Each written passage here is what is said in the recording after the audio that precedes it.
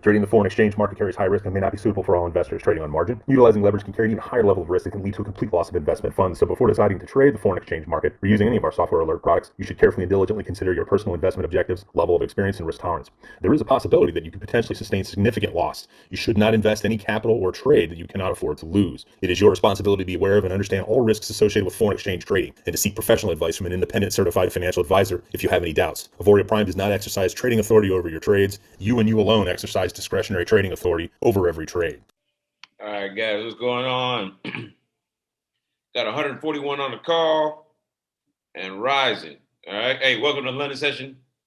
Last London session of the week. Let's make it a good one. You guys know the rules. We're going to start it off with a disclaimer. All right. Auvoria Prime, nor myself or any of the other educators that are on this call or any of the other calls are financial advisors.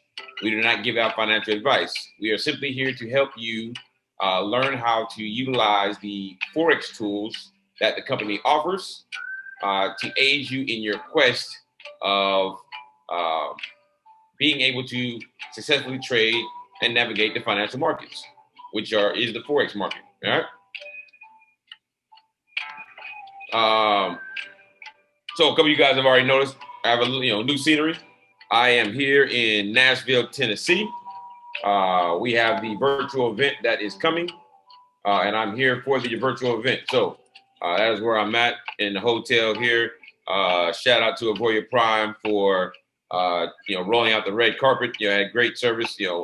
Black car service, great hotel room. Had dinner earlier today. With the owners and the rest of the leadership team. So definitely great to be here. The atmosphere is ready, and you guys are going to have a great message. For those who are not aware of the actual live virtual event, the virtual event will be live. You can go to AuvoriaPrime.com Auvoria Prime, at Auvoria Prime on Instagram to get the information. I'll also drop it into the chat so that you guys can have it. For those who want to buy a ticket, make sure you buy a ticket. The event is this weekend on Saturday. All right. Make sure that you actually log in. All right. Lots of great speakers from all around the company. I'll have a little speaking engagement where I'll show some of the testimonials of what you guys have been doing with AIRO, as well as talk about some of the upcoming features and offerings that AP and AIRO will be bringing. All right. So, without further ado, you guys know the rules. If you have any questions, please put them into the Q&A. All right, that way I can keep track of them. If you have any questions, please put them into the Q&A. All right, we got a few in there now. As well, let's jump on the charts and see what we can find real quick. All right, let's see if we can find some early setups. I think somebody called it out. The gold on the M5. I can tell you, I'm already in that trade. That was a great trade. Good setup. So I took that trade already. Do not jump in this trade. It is a late call. Little drawdown right now. Was up a little bit, down a little bit. Let's check it out. Let's see what's ready. Let's see what's ready for tonight. GJ uptrend.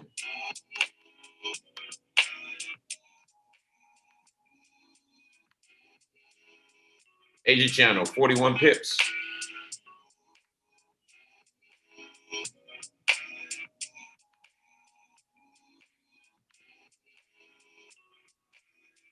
EU uptrend. Asia channel 32 pips.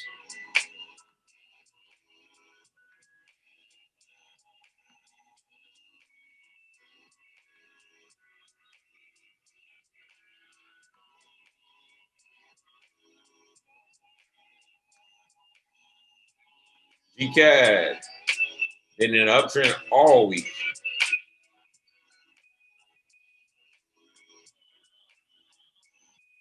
Asia channel is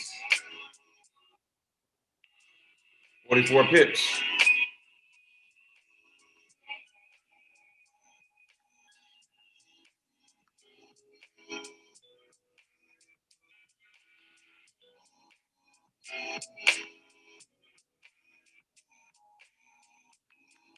GI uptrend. Asia channel is currently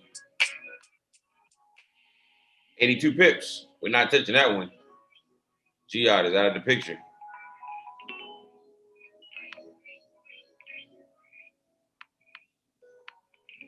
GBP NZD uptrend. Let's see how wide this Asia channel is. Asia channel is 41 pips.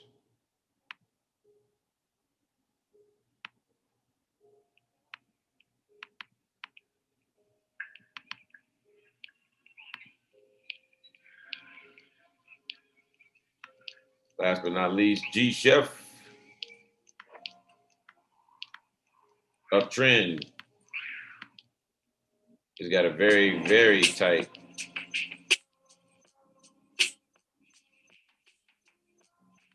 Asia channel is 10 pips.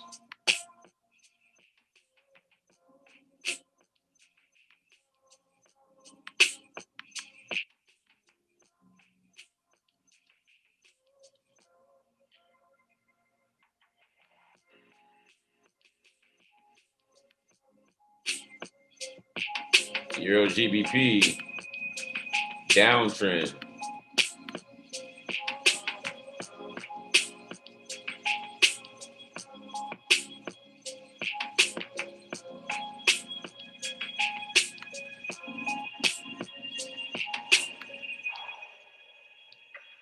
Euro AUD uptrend. We already have 2 consecutive arrows here on Euro AUD on the M15. So what I would do is go down to the M5 to wait for another bag entry. All right. That's what I would do.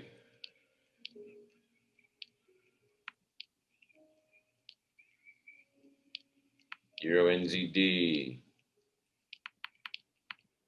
Euro NZD is a even trend. The 2 inner zones are 202 pips apart, so we're good to trade it either way.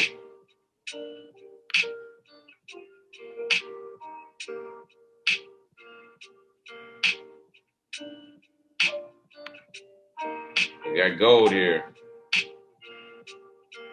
Down a little bit. You see I had it marked up earlier that the wedge format here, the wedge, definitely trending upward. Second entry after the bag entry.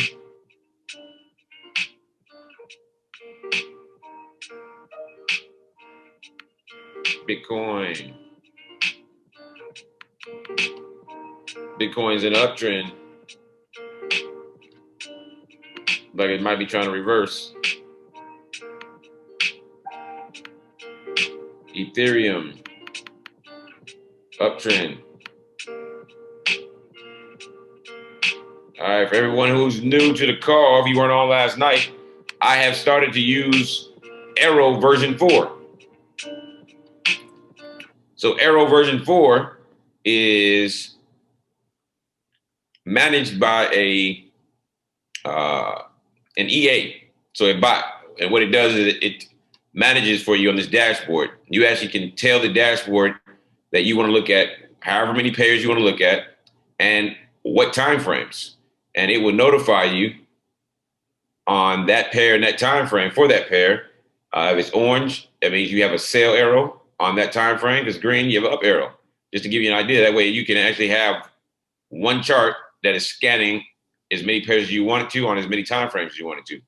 All right. I'm going to be adding the ADR to this, and we'll be looking to release this very soon. All right.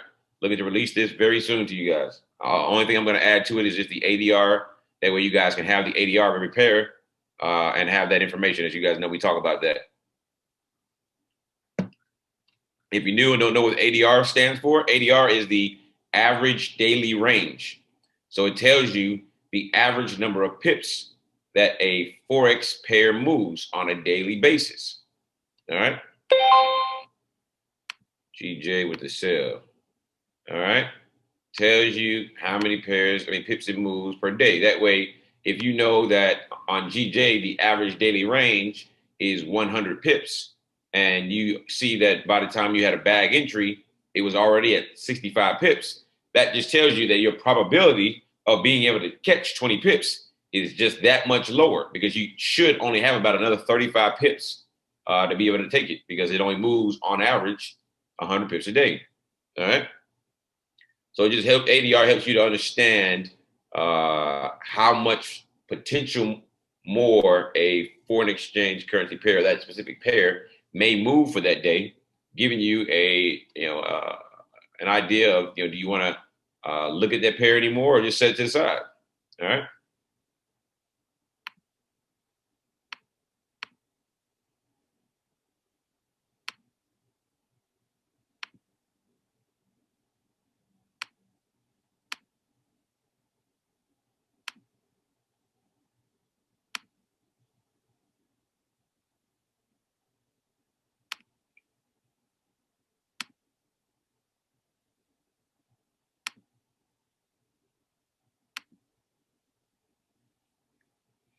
Nothing going on too much here. I'm already in this gold trade, so again, that's an early trade. Don't just jump in, guys. I was already in that trade, down a little bit. Let me go ahead and take a look at some of these questions here. Great call out. Let's make sure we look at our news for the day. On the news, myfxbook.com. MyFXBook is the app that I use. And then also you can go to Forex Factory.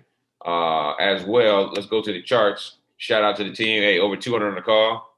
Let's get it over 300 tonight, like we did the last 2 nights in a row.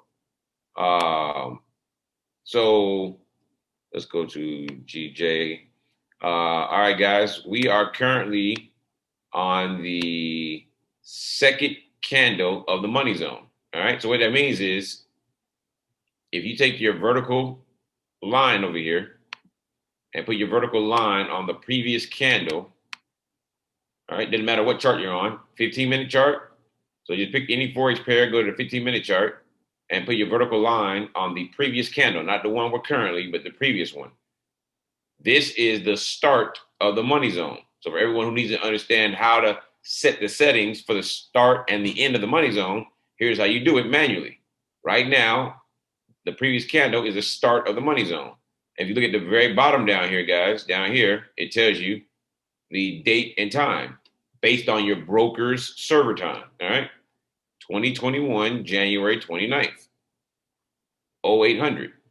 So that's telling me that my broker at 0800 is the start of my money zone. And then, of course, the money zone is a 12-hour time frame. Therefore, you add 12 hours to the start. That is your end.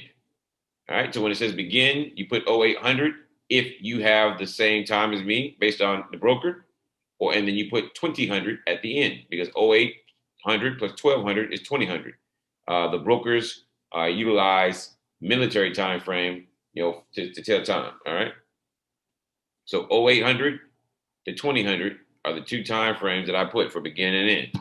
Now, where do I put that information in? All right. So when you first put AIRO onto your chart, you're going to get this pop-up box right here. This pop-up box right here. All right. All right. You're going to go to common. Make sure the first 2 are checked. Allow DL imports. Allow external experts imports. So make sure the first two are selected. Go to inputs. You're going to make sure your alerts, both your desktop alert and your push notification to your phone, are true. And then here it tells you the money zone time frame. That is the money zone. So you need to convert this time frame to your broker. Don't worry about what time zone you live in. You convert this time frame to your broker. Because if you convert this time frame correctly to your broker's time frame, it will always be right. Even if you travel the world, it will always be right. All right. And so you can see here, begin 0800, end 2000, based on my broker's server time. All right. Your broker may be different if you're using a different broker. After that, you hit OK, and your money zone will adjust. GI. No, it's 5 minute. I don't care about the 5 minute. All right. All right. Let's get back in profit. Gold. Let's get back in profit.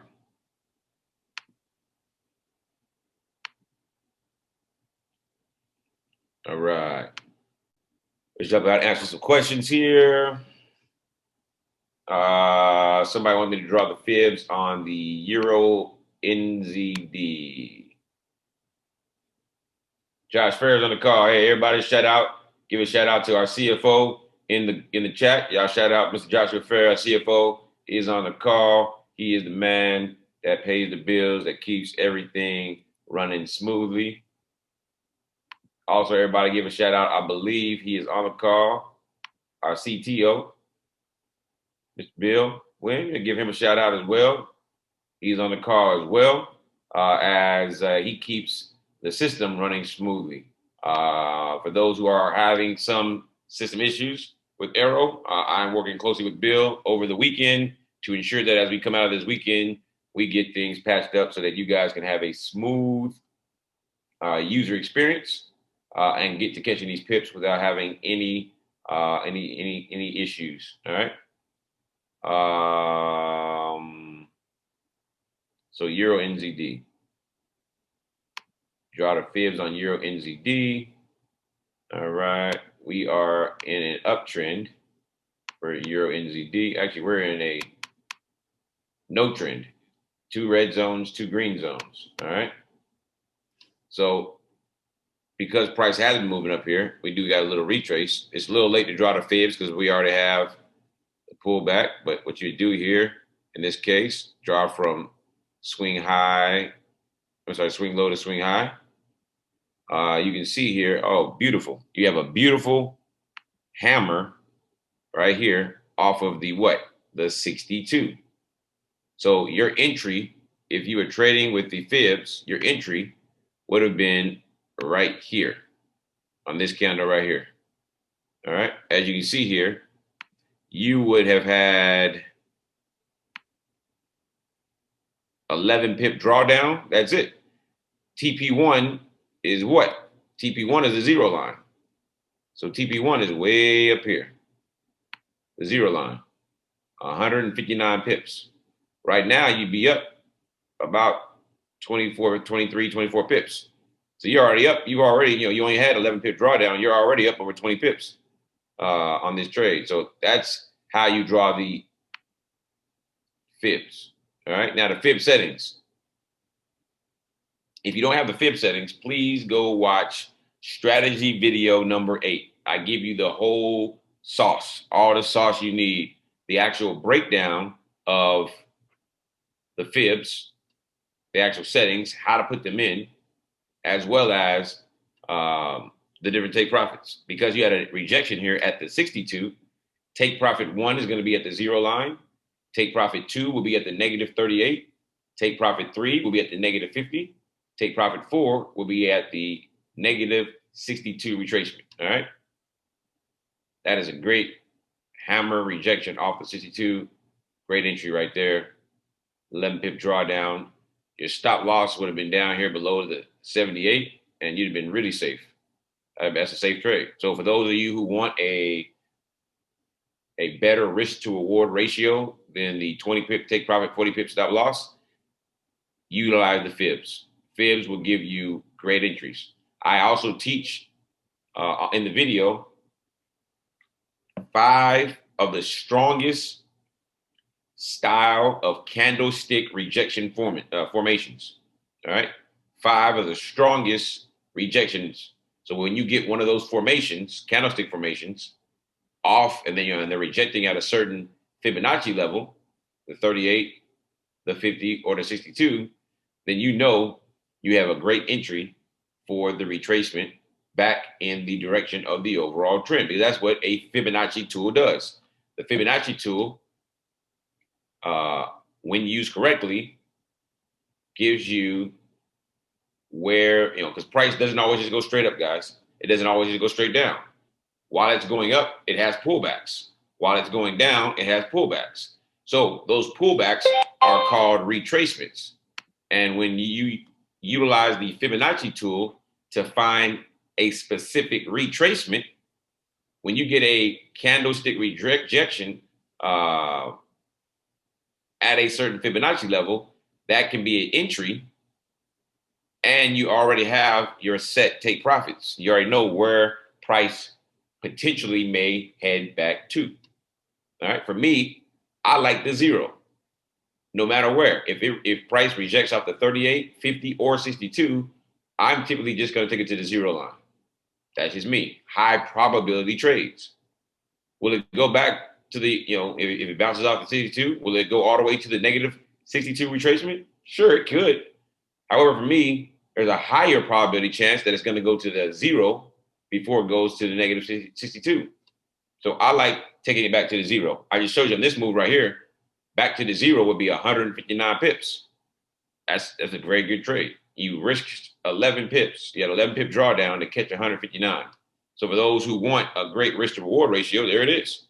That right there is a 1 to 14.5 ratio. So for every pip you risked, you were going to bag 14 and a half pips. That is a great ratio. All right.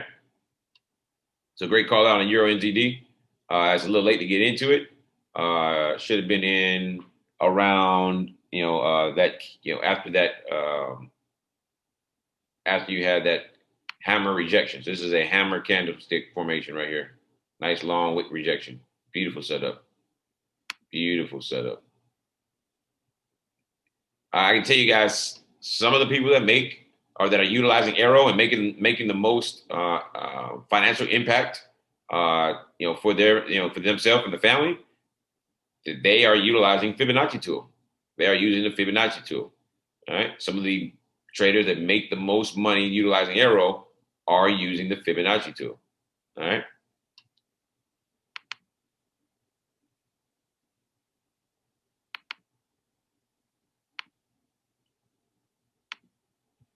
Let's go check out some more questions, guys.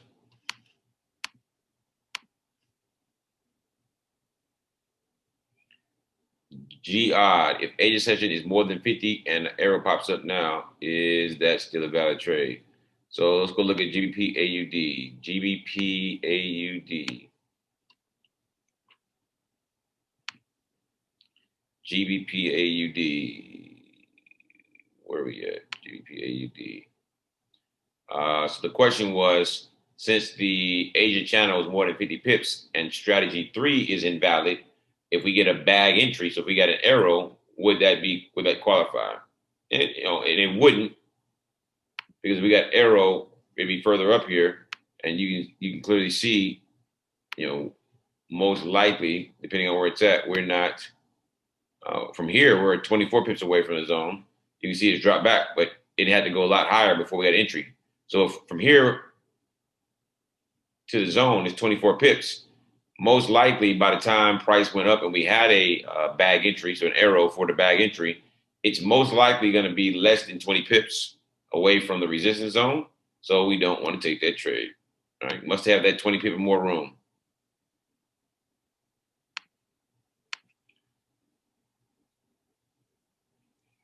Oh, GCAD, yet again, trying to break the agent session. Man, this thing.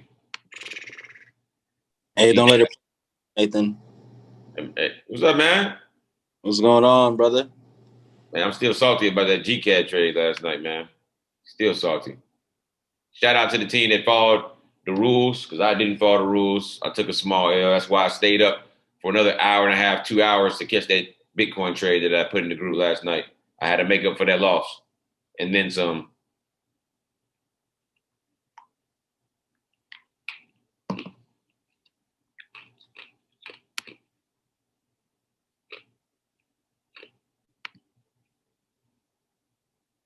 Pound pairs trying to move up. Pound pairs trying to move up.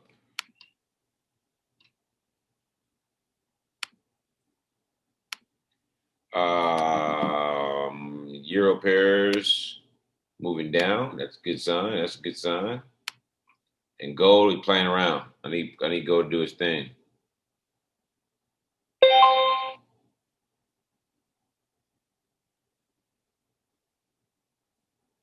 GJ for the buy. GBP JPY as a buy signal.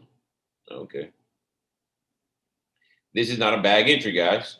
It bounced here, but you had a down arrow before you had an up arrow. Therefore, the up arrow is negated. Does not count.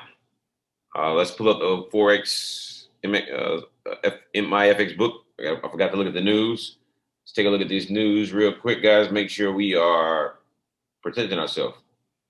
All right. You always want to be aware of the news, especially orange and red folder news. You want to be aware of that. They can move the market. All right. You want to be aware of it. So tonight, in 29 minutes, we have some orange and red folder news for the euro pairs. And then after that, we got a whole bunch of news tonight for euro. A lot of green folder. Some Swiss franc and euro news in about an hour, 2.5 hours from now. Some red folder news for euro. And then after that, in 2.5 hours, more green folder news for euro. A lot of news for euro tonight. A lot of news. 3-4 hours from now, 5 hours. So euros, they might be doing their thing tonight. So we'll keep an eye on the euros. There's a reason why I picked the pairs I picked, guys, because of correlation. You guys will hear me talk about it. Typically, if the pound pairs, so the GBP pairs are going up, the euro pairs are going down, and vice versa. All right, that's typically, which kind of gives you an idea of already knowing quickly of what the trends are typically going to be. That way, you don't have to spend time zooming in, zooming out to know what the trend is. I know the pound pairs have been in uptrends for the last, this is now the second week in a row, and the euro pairs have been in a downtrend. And they're negative inverses of each other. So that's what makes sense. When the market is out of whack, you know, because what's supposed to be negative inverses can correlate. So if you have both the pound pairs and the euro pairs moving in the same direction, something to keep your eye out on.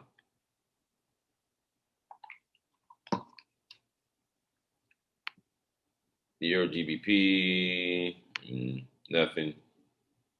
Euro odd. That bag entry, we're on the 5 minute. It was too close to the zone. 10 pips. Nothing there. Gold trying to get us back in profit. Come on, gold. I was up about 5 pips right before the call. I was hoping this trade to be about 20, 30, 40 pips in profit by the time you guys got on the call, and I could look like I knew what I was doing, but it's playing games. Again, gold is a pair that should be traded during New York session because it is a New York session pair. I like the setup, and it's a pair. It's a trade I may actually hold until New York session for the breakout.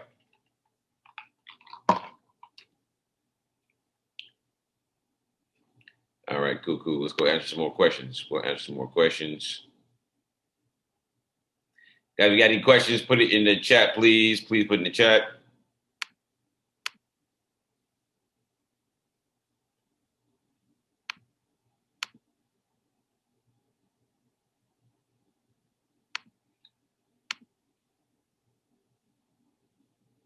How long does the update take on my software? So the update is seconds. Once you reboot your VPS, you have the updated version. That typically takes 1 minute or less.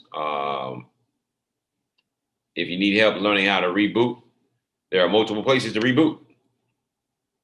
All right, so let me show you guys something real quick. I'll show you guys the places to reboot. You want to make sure you know how to reboot your software. All right. So I utilize the remote desktop, and I'm logged into my remote desktop app on my computer, and I use my VPN from there. It is a better experience than just utilizing the software on through the website. So you want to try going through the actual remote desktop. All right. So Here is the remote desktop for Auvoria Prime with my chart here, my charts. So if I close out or if I just downsize, let's see here. Oh man, let's see. Come on now. But downsize MT4. You see here, it says reboot. You can reboot your VPS from here, as well as make sure you do the Windows update. I recommend doing these once a week, guys, either on Saturday or on Sunday before you start trading, or at least start looking at the charts again. All right, so either on Saturday or Sunday before the new week, you want to reboot and do your Windows update. All right, that's one place. The other place, and I'll share it with you guys real quick, is going to be through the website. So through AuvoriaPrime.com, you're going to log in and ensure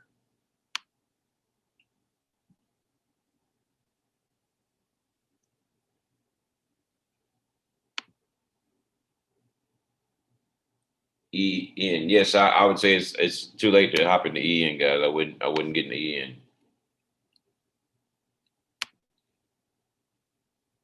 Unless you see another setup that I don't see, I just wouldn't do it myself. All right, so let me share my screen here one more time. We're at 235 people and counting. Hey, we need to be at 300 plus, guys. Go get those guys on the, send a text message out, send some smoke signals, tell these guys to wake up. All right, London session is now in session. All right, share. All right, so here is the back office of AuvoriaPrime.com. When you log in, you want to go over here and click on these three lines here. This right here is your menu button. Open up your menus here. You want to go to AP Marketplace and select Switch Tools. All right, AP Marketplace and select Switch Tools. From here, you want to go to Launch VPS. Once you launch VPS, come down here to your VPS accounts. Select it, select your access pass. You can close out the password. All right. Now, reboot your VPS. Here is the other location where you can actually reboot your VPS. All right. When you have rebooted your VPS, it typically takes 1 to 3 minutes before you're back up and running.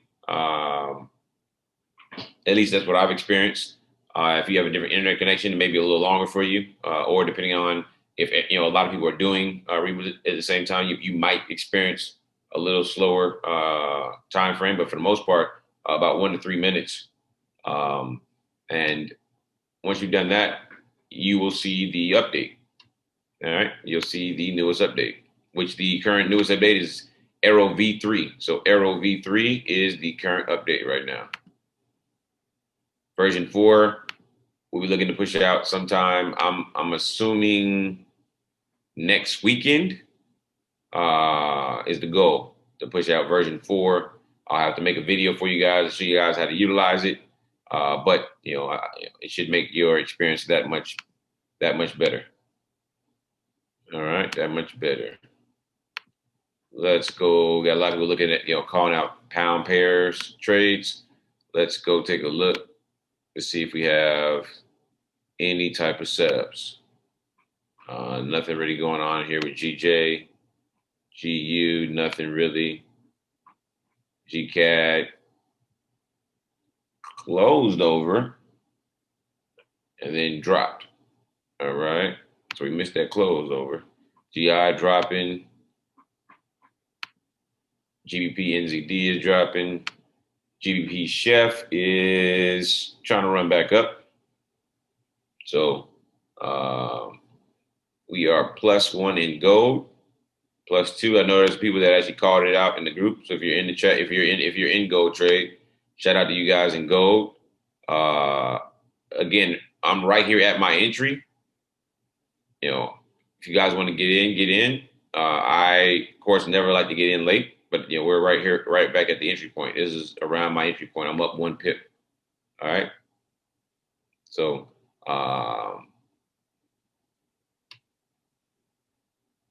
typically with gold, I look for about 50 pips. I've got mine at 76, I believe, right now. But with gold, look for about 50 pips. I'm gonna go ahead and pull this down. Let's go for the 50 pips. Don't get that set up. Let's go on and get the 50 pips set up. 50 point. All right, there we go. So we said about 50 pips. All right. We're going to let that run. We're going to let it run. Up 3 pips now. We're going to let it run. Oh, we got opposite color zone pop up, which tells me what? I'm getting out the trade. All right. We're in the trade right now. So if you got in, again, this is why I don't get in trades late. These types of things happen. So I always want to get in with the I got in on this trade because of the, it's in a strong uptrend. And we had a second bag entry. That's why I got into. So we got the first or the second. So I'm going to go ahead and get out because of this zone popped up. As you remember the rules, you want to make sure you get out immediately when another zone pops up. All right. Just due to the fact that price could reverse and go the opposite direction. That's what these zones are for. If it breaks through the zone, we may look to re-enter. So somebody keep an eye on that. If it breaks through the zone, we may look to re-enter that trade to catch that move upward. All right.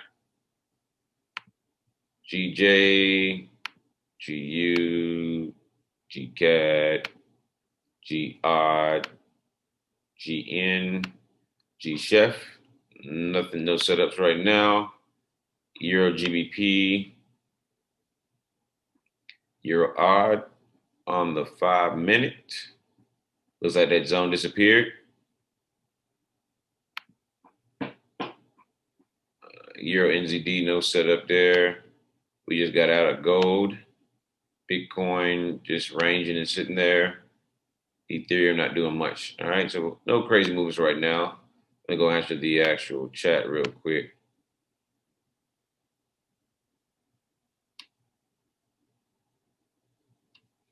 So somebody asked about rejection zones. So again, rejections. Somebody asked about rejection zones in the opposite direction of trend. If when you draw your Fibonacci, if you have a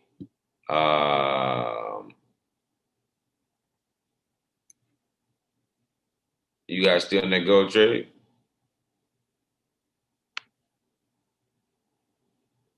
All right. Let's see here. With Fibonacci, if you get a rejection, so for example, you're in a buy trend and you get a rejection at the certain fib level, and that certain fib level is at a zone or already inside a zone, that is a stronger rejection. All right. You want to make sure that you don't have any opposite colored zones. So in the uptrend, no red zones above you.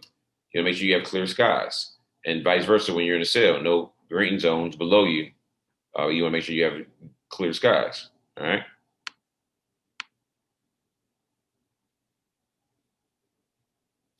The first tab where all the pairs are on, that is version 4. That will come out next week, as we talked about. All right. Someone asked how to add the buy and sell. All right. So here's how we add the buy and sell onto the chart. You want to come, as you guys see here on the chart, on the black of the screen, right click, select one click trading, and that will pop up here. All right. How do you use the one click trading? All right. Right here in the middle, you just click on a little white box and you can change the lot size. 1.00. 0.10. If you're ready to sell, hit sell. If you're ready to buy, hit buy. All right. Real user friendly when it comes to actually putting your trades on a lot sooner. No trades are active right now, guys. I was already in a trade before the call, but no trades. We have not activated any trades. Will the ADR be a fixed value or variable value based on the average of the last X amount of days? So the ADR always changes. A very sound, ADR rule is looking at the previous 10 days. So that's what I'll be utilizing is the previous 10 days. And so the ADR number will change on a daily basis because it's based off of the average pip moves of that particular currency pair for the previous 10 days.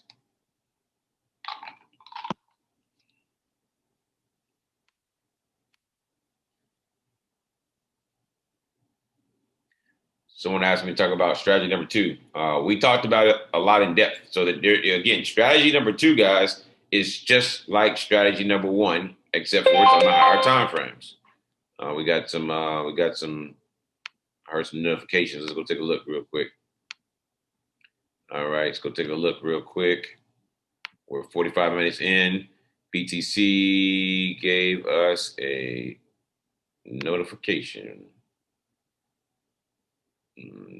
Down.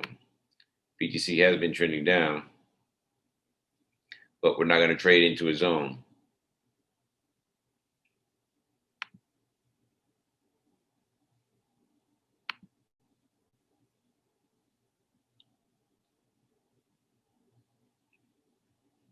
Someone said if I wanted to receive notifications for all the 15, 1 hour, and 4 hour, would I have to have separate windows open? Yes. That is correct. If you want to call or have signals sent to you for the 15-minute, 1 hour, and 4 hour, you need to have those 3 time frames open for whatever pairs you want. Soon, though, with version 4, you won't have to do that. Somebody said they sold GBP JPY. Let's go take a look.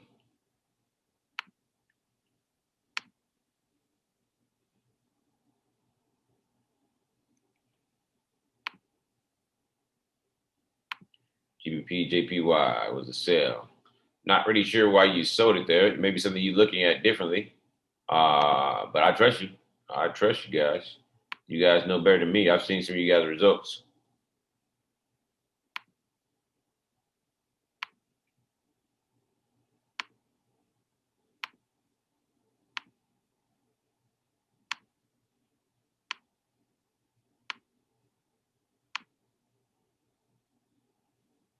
Got gold trying to move back up. Trying to move back up. If we break that zone, I will be back in. BTC USD, nothing. Ethereum, nada.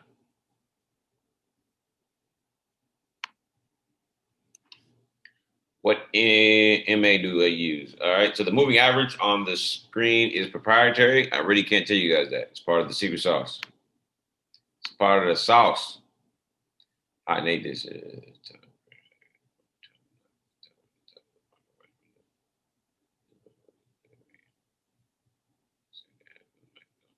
So we just went over the settings, guys, on how to set the money zone. We just went over the settings for the money zone. I think that's an old message, so I'm not going to worry about going back and re-answering it. I'm still a little behind. You guys have blown up the Q&A. GCAD has already broken through yesterday's high. All right, let's go take a look at it. I'm going to talk to you guys about this. So, and in strategy number 9, you guys will learn about the market maker method and the market maker trend and how price doesn't always go up. Eventually, it has to turn around. The market makers typically push price in one direction for 3 to 5 days before they turn around and reverse. All right. As you can see here, this is GJ. 1, 2, 3. The last 4 days has been pushing up. GU has been pushing up for the last 1 day. GCAD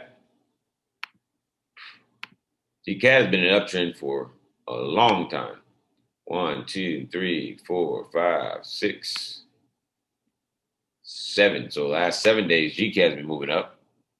So at some point, when you get past the 5-day mark, you want to be, you want to just be wary of what's going on.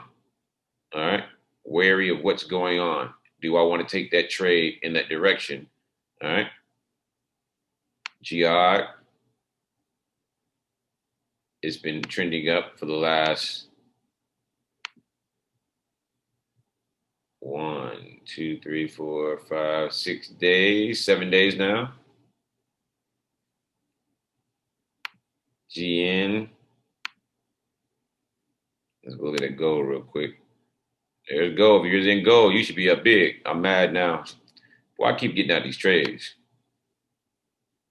If for those who got into gold, boy, you I should be. definitely stayed in. You said what now? I said I definitely stayed in. Yep, there it is. I'm back in gold.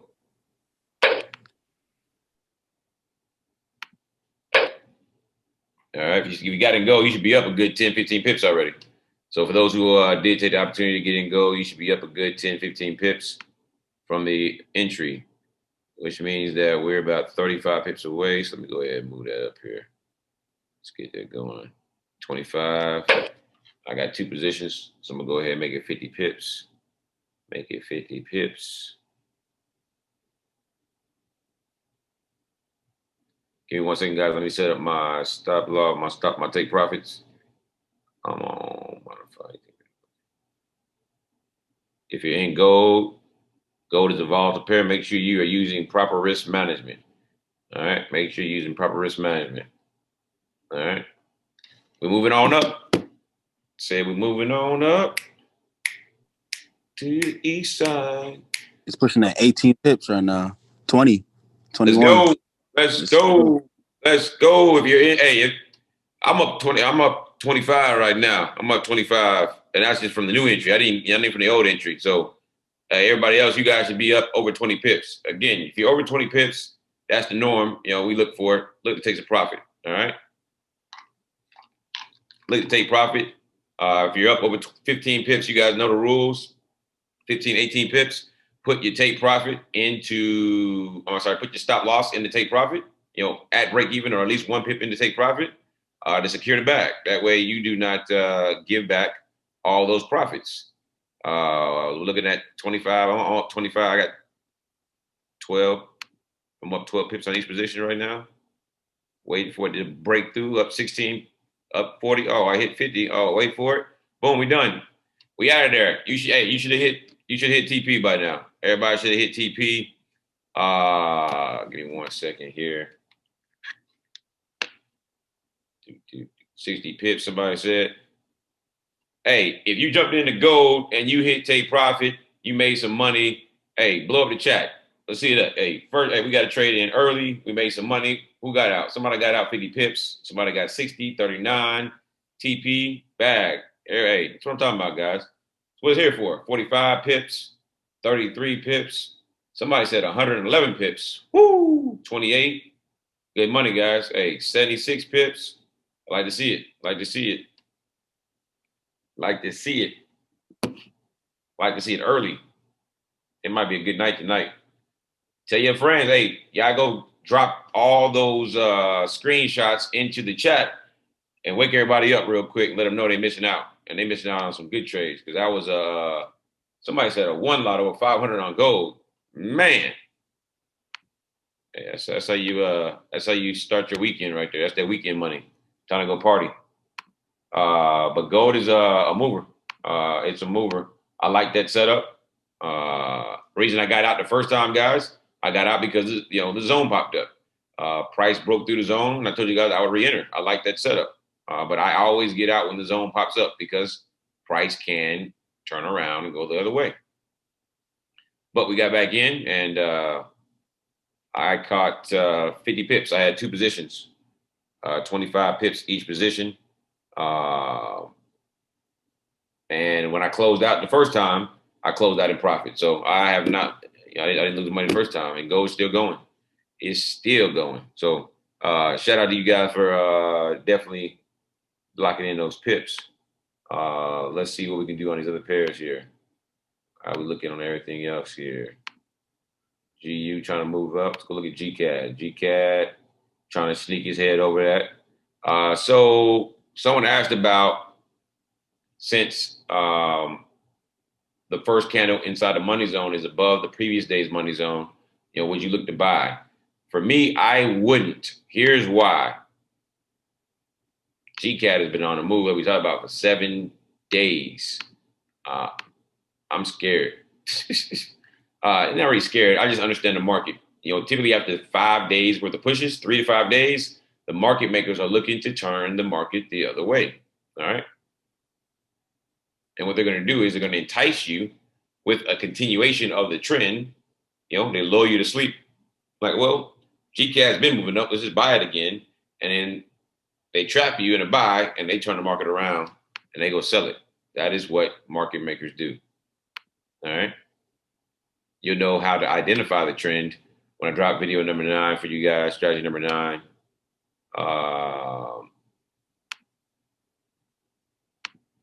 Outside of that, I'm not really seeing any other setups right now. Shout out to gold. We got some money off gold. Look at BTC.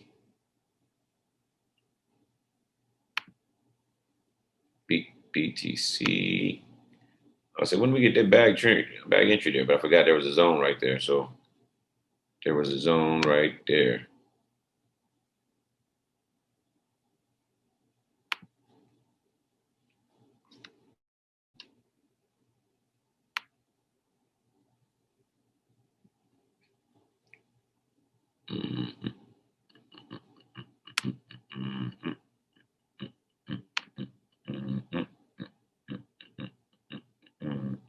Gold still going. That was a great trade right there. BTC.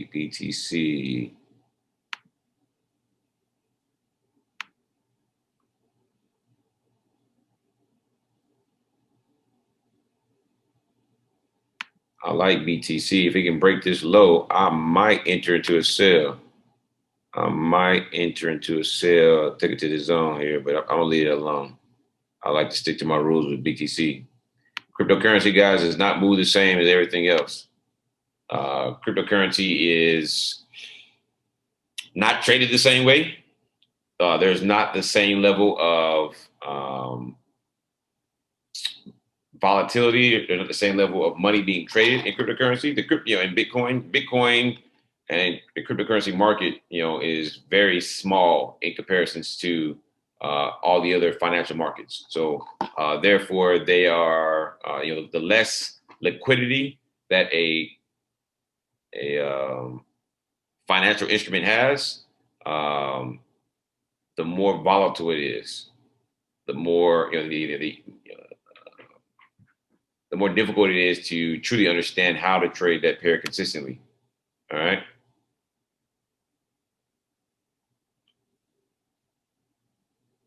Yep. I want to enter into the sale right now.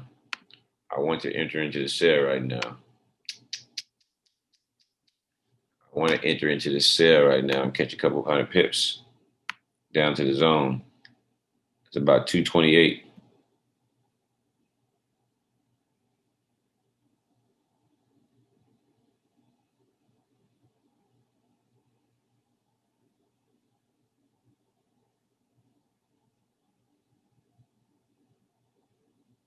I'm gonna leave it alone. We'll see what it does. We got 2 more minutes on this candle. We'll see what it does in 2 minutes. Gavin, what you think, man? I know you be on that Ethereum sometimes.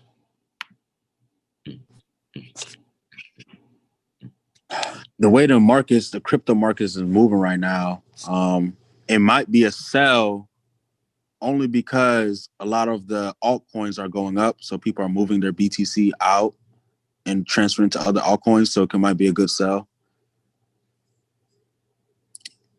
You take that risk. I'm looking at it too. I'm like, that's the only reason why BTC is going down right now. And it might be a good little sell for sure. Might. Hey Nate, what you gonna do? You gonna take your red cup with your Henny and take the risk? I got the little hotel cup today, man. No solo cup for me today. I need it though, man, because I'm thirsty. And now I don't know what to talk about because we made everybody a lot of money on this first trade, and it's early, man. We usually don't make that kind of money this early, so I'm going to. Somebody keep an eye on that BTC, man. If we can get actually, I'm gonna keep an eye on it. We got 1 minute here. If we can get this to close below these 2 candles, I think I'm gonna go for a sale on the next candle. I'm gonna go for a sale if we can get that close. We got 1 minute here. Let's see what happens. I needed to come back down here and close below these. I need to break this low. I never enter trades on a moving candle. All right, guys, you don't want to guess what the market is doing. You want to see what the market is giving you, and then decide to take a trade or not. So entering in while candles, while you're in the middle of a candle, is not the best way to do it because it can easily pull back and give you a setup like this. That's a long wick, which means it could reject and head back the other way, which is what I would expect. This is a nice little hammer right here. Could come down as well. I mean, price is price. You never know. But this candlestick pattern tells me that I'm expecting price to head back up. This is a hammer candlestick formation, which typically means that price is going to reject it. It's got a long wick because it's rejected off of a level of support in this case, or resistance if it was a sell. Like right here, look at this. This is an inverted hammer right here. It hit a certain level of resistance right here. And then boom, look at that. Next candle, down. I'm expecting this to do the same thing here. You got the regular hammer. This is inverted hammer. This is a regular hammer. I'm expecting the price to head the other way. That is why you do not enter in when a candle is moving. You wait for it to close so that you have a better understanding of what the market is truly giving you. All right. You don't know what it's going to give you until the candle is closed. I even have this built into the software. The arrows only pop up when the candlestick that the arrow points to, when that candle closes. When that candle closes, all the criteria meets, then the arrow pops up. All right. Got to have that discipline, guys. Got to have that discipline.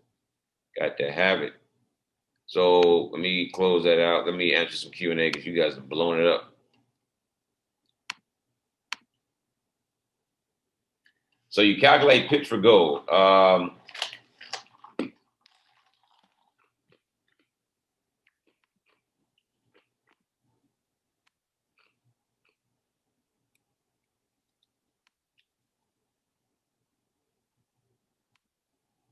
So with gold, as you see here, gold 1850.2. So let's look at that. I'm gonna put a nice little round number out here. Gold is at, let's say, 1850.2. All right. 1850.2.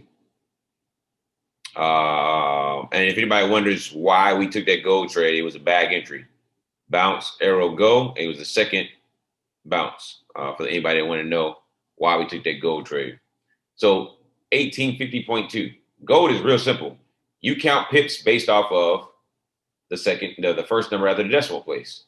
So if it goes from 1850.2 to 1850.3, that is 1 pip up. All right.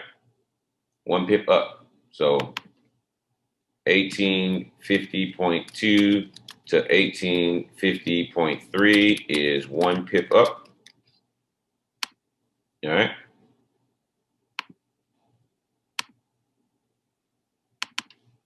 $1850.2 to 1851.2 is 10 pips up. All right. And then vice versa the other way. So you count pips by the first number after the decimal place when it comes to gold. All right. Every 10 cents is a pip for the most part because gold is money, XAU USD. If USD is at the end of any currency pair, then you count it. You count the pips like money. All right. This is $1,850.20. All right.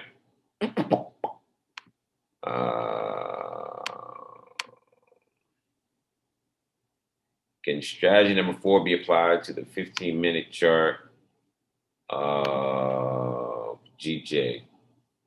Let's go take a look.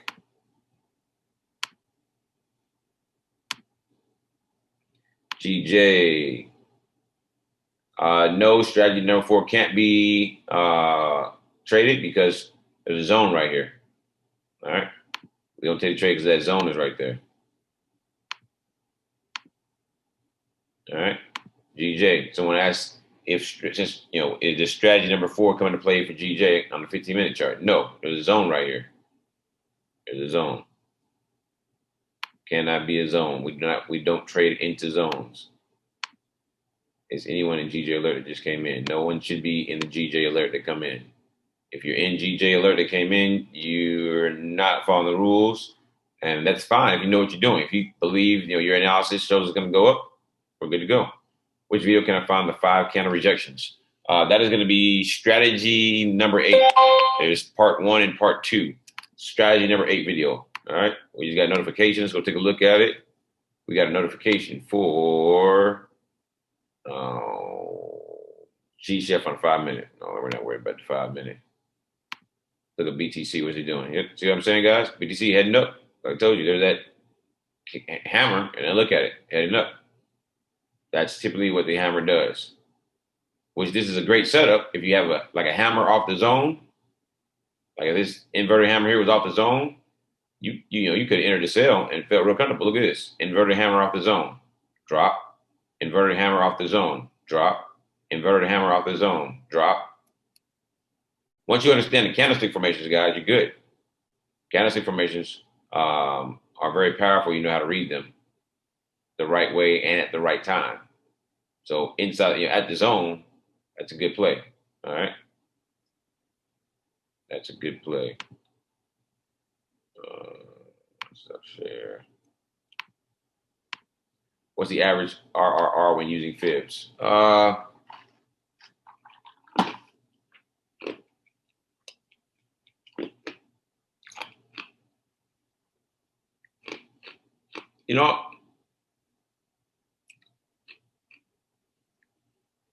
There's never going to be an average RRR.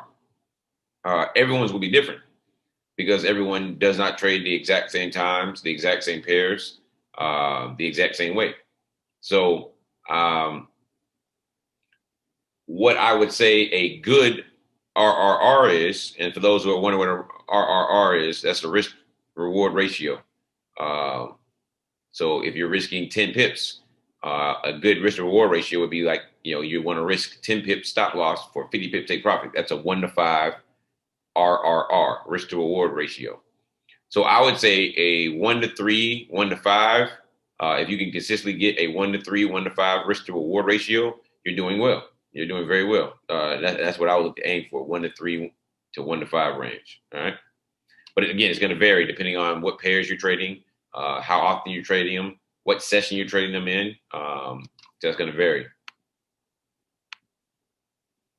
GU fib forming. Really, go look at it. GU, the fib is forming. Let's go take a look real quick. We got a fib set up on GU. Boy, GU. We are in a uptrend. I wouldn't look to trade any fibs because the zones are here. So unless you really feel like price will go through the zones, plus you're kind of late, let's go. We'll set the fibs up anyway. Take it from here to here. You had a rejection. Let's see where we get a rejection at.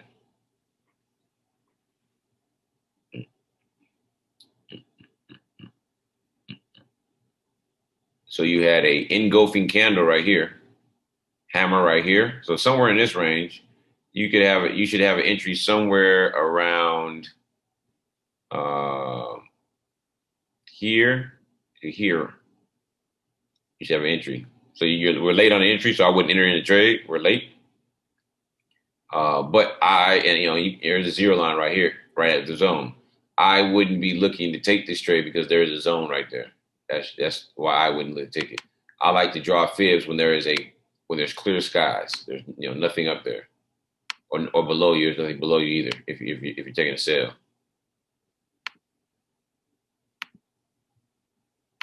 because again the zones are there because price previously rejected that area, right? Which means that there's a probability that it could happen again. Yeah, it's too late for EN. GCAT strat 3 valid. I'm not looking to take GCAT for no buy tonight. I can tell you that, guys. Just due to the fact that again, like we showed you guys, with 5-6 days straight up, would have worked on US 30 and others.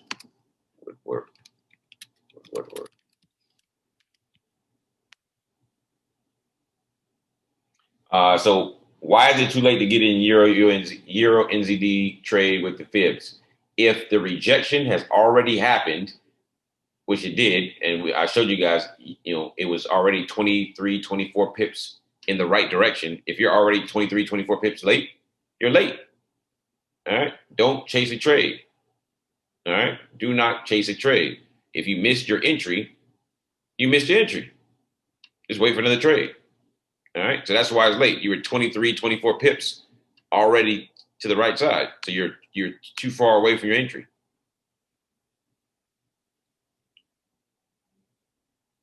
If you're using the fibs, there is no set take profit level. All right. If you're asking me what take profit should be, that means you haven't watched strategy video number 8, and you haven't listened to me talk about it on here. So let's make sure that we're listening, guys, taking the notes on the live calls, as well as watching the videos. There is no set take profit. There is no set stop loss. It's going to vary based on the fib levels and the rules utilized for them. Always going to vary when it comes to fibs. Ice and water in the cup tonight, man. Ice and water is in the cup tonight. Is the money zone breakout strategy on for GPay? Yes, the money zone breakout strategy. The money zone breakout strategy is for all pairs, all Forex pairs. Just so everybody, so we're clear, the money zone is only for Forex pairs. When it comes to gold, cryptocurrency, indices, doesn't matter. All right. The money zone, the 12-hour money zone is only for Forex pairs. All right. So the money zone breakout is only for Forex pairs. When it comes to GBP, the pound pairs, the GBP pairs, the Asia session breakout, strategy number 3, is only for GBP pairs. All right. W pattern, NZD, JPY, M15. Let's go look at that. W on the NZD, JPY.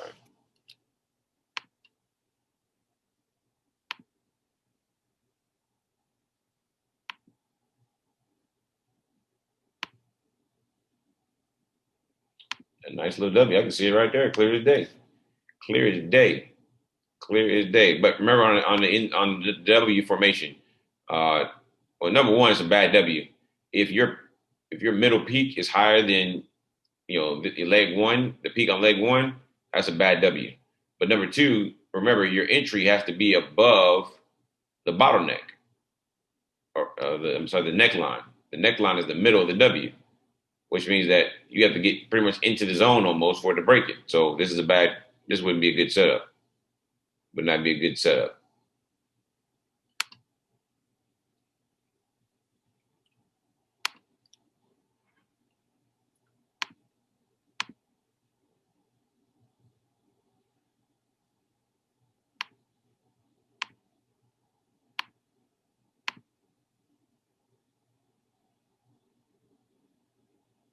Do I know why the pip counter is overlaid to each other?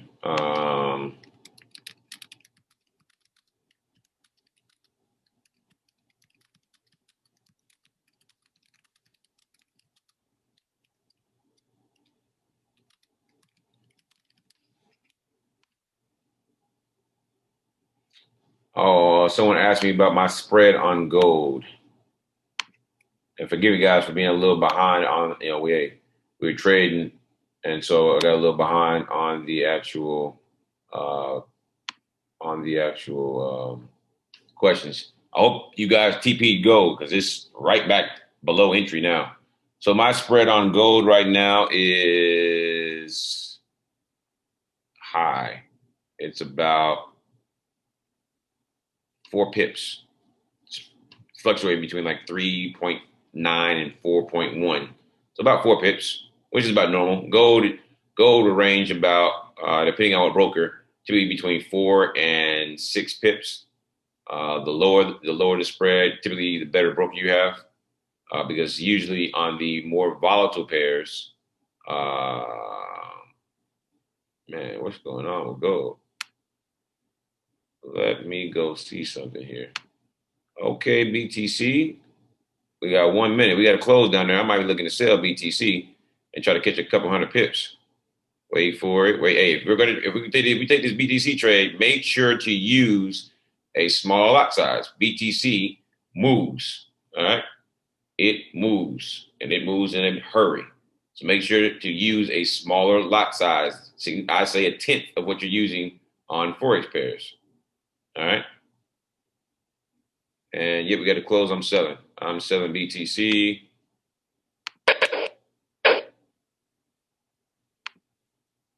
I got about 4 entries in that bad boy. I'm looking for I don't know, a couple hundred pips. So looking for a couple hundred pips. Now, it looks like 4,000 pips, right? Really, it's not. BTC is read differently, so it has zeros. Remember, it's like money. All right. So let me explain. Let me zoom in somewhere. Let me zoom in. We see here this candle here, from here to here, the body to body. It says in the middle 45,444. So 45,444 pips. All right. You can see that price went from 33,855 down to 33,400. All right. So that's just 455 pips. All right. Or $455.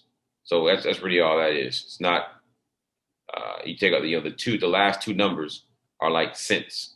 All right. Like cents. And there we go, guys. Just like that. We're in pips. We're in profit. It should be a nice little profit on that BTC sale with a little drawdown. Now we should be in profit. All right, keep it dropping. I want to see. I'm looking for price to get somewhere near the zone. So I'm probably looking for like. What am I looking for? I'm looking for.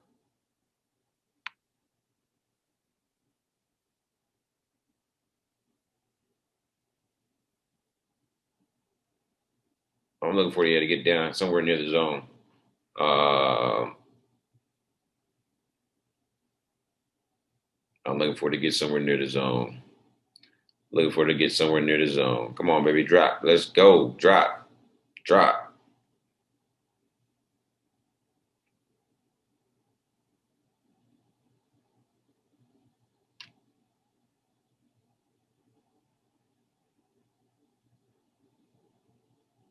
There we go. There we go. Push. We need a bigger push than that.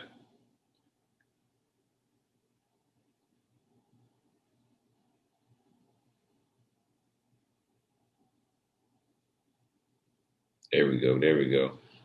When my number hits about 4,000, I'm looking to get out. That means I've hit about 100 pips each. All right. So when this hits 4,000, I'm out. All right. 4,000, I am out. Matter of fact, let me zoom in and get my pip set right. Put my stop loss. I'm going to take profit correctly.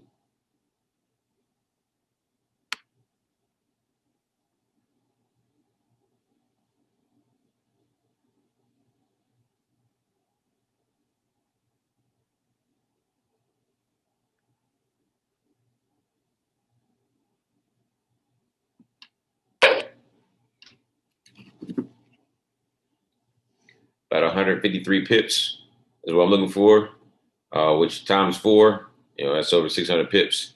It'll say 6,000, but it's really 600. Just kind of give you guys an idea. It looks bigger than what it really is, but it's all based on how you calculate your pips with Bitcoin, with cryptocurrency. 32.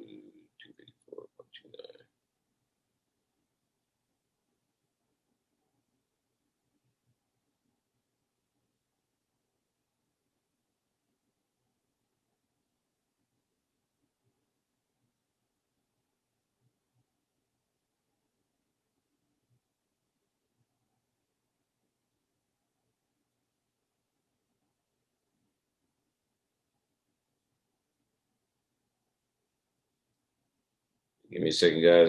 I'll just set my stop losses. I take profit on all of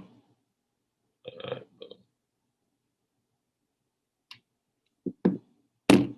Almost there. We almost there. We almost home.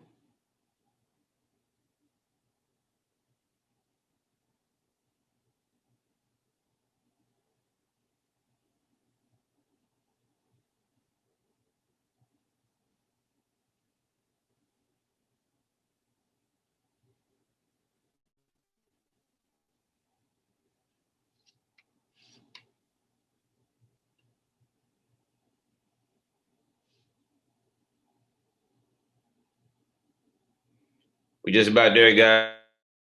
I'm sitting about 4,000. I said when they hit 4,000, we should be good.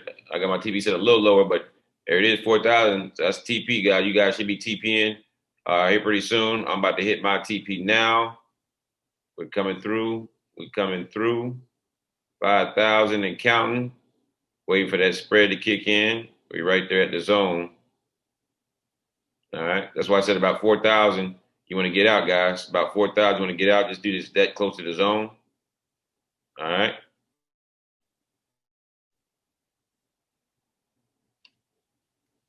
Trying to pull back a little. I'm getting ready to, I'm closing out. Oh, there you go. 38, 7, 38, 39, 4 grand, 5 grand, 5,100. All right. I'm closing, guys. I'm closing. I'm closing. Taking my profits.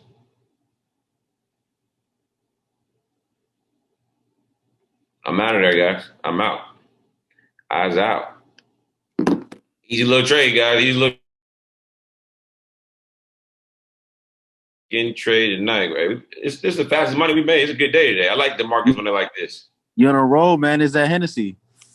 Hey, you got it in the BTC. If you got it in the BTC, drop crypto in the chat. If you got it in the BTC, drop crypto in the chat. See how many of y'all got that BTC trade. Crypto.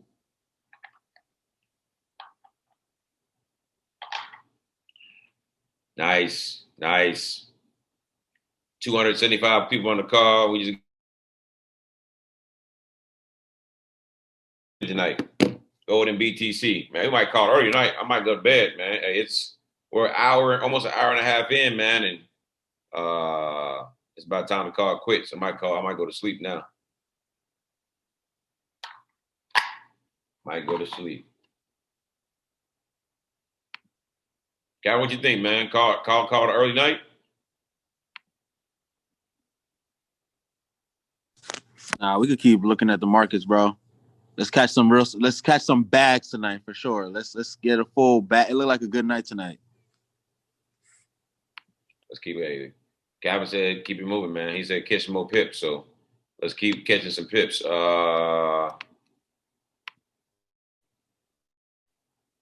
Regular forex pairs just sitting around doing nothing. That Euro news is starting to come out, but I'm not really seeing anything. Gold, I don't know what happened to gold. Gold just melted. BTC, we just got in that. Ethereum didn't remove. That's cool. We got the BTC though. Got that BTC. Now, I guess while we wait, I'll answer some more questions. Here. Someone wants me to go over the fib strategy with US 30. I'll do that a little later on. That's a little tricky.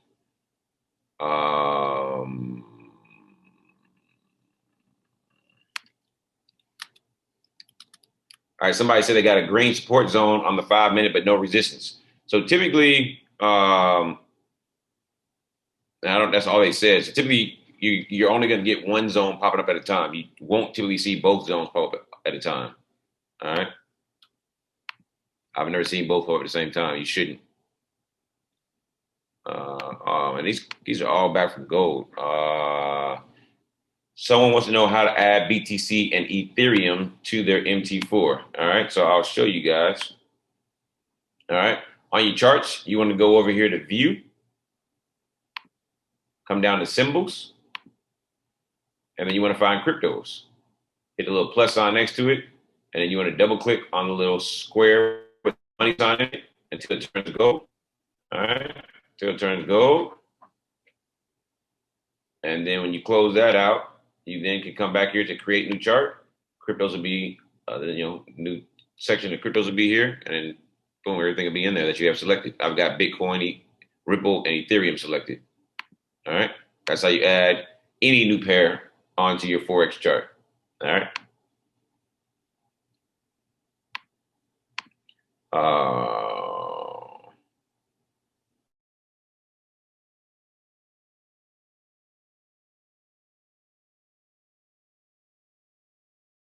obey the rules. I see I traded gold here, yet the rules stated you would only trade gold during New York hours. When you, how do I explain this? The rules are for beginners. So as a beginner, if you're a beginner, just stick to the rules. As an experienced trader, I have been trading, Forex for almost 5 years now, and the financial markets for almost 15 years.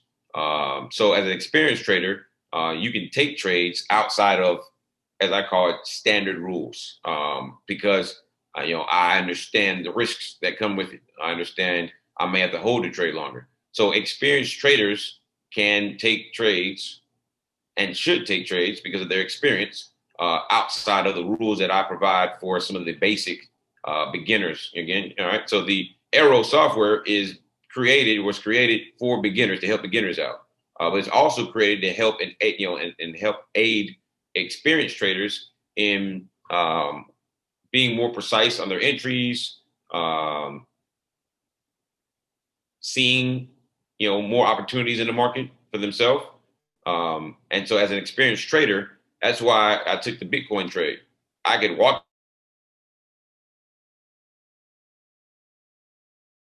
but it wouldn't make sense if you're a beginner.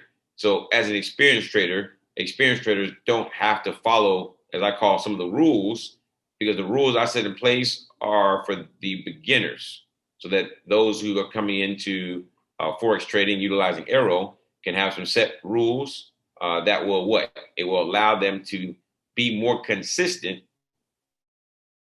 frames and with the Forex pairs or asset classes that they're trading. All right. That way, if you're trading gold during New York session, of catching pips in the right direction.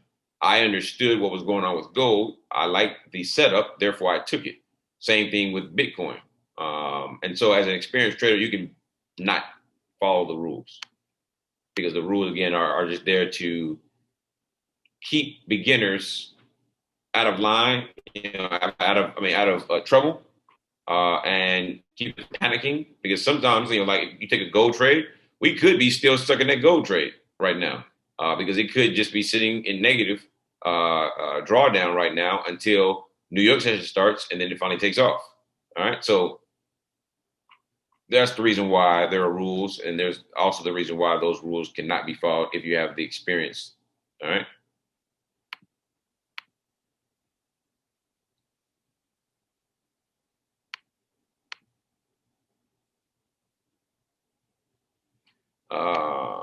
Let's see here. So the ADR, guys, the ADR is difficult. We can talk about it. Someone's asked me, how do I measure ADR? So here's what you pretty much do. At Bitcoin dropping. Let's see here. We got money on Bitcoin and money on gold. Make sure you guys drop it in the bag chat. Wake those guys up. Let them know they're missing out. Go ahead, put the screenshots on Telegram, Instagram, Facebook. Let them know they're missing out. But let's go to GJ. So, how do you measure the ADR? The ADR is measured by measuring the lowest point to the highest point. And so right now, the current ADR for the day, or the current number of pips prices moved for the day, is 54.5 pips. So the ADR is the average daily range. So the current daily range for today is 54.5 pips. All right. When you go average daily range, you're looking at the daily range and the average of the daily range over a certain time period. So what you would do is measure the daily range for the last 10 days. All right. Add it up, divide by 10, because last 10 days. So let's say, for example, the total daily range we add up for the last 10 days was 725. All right. All right, great. 725. We divide that by 10. That means that the average daily range is 72.5 pips. All right. That's how it's calculated.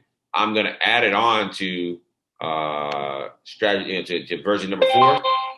That way it pops up on its own. It actually will tell you what the average daily range is already. All right.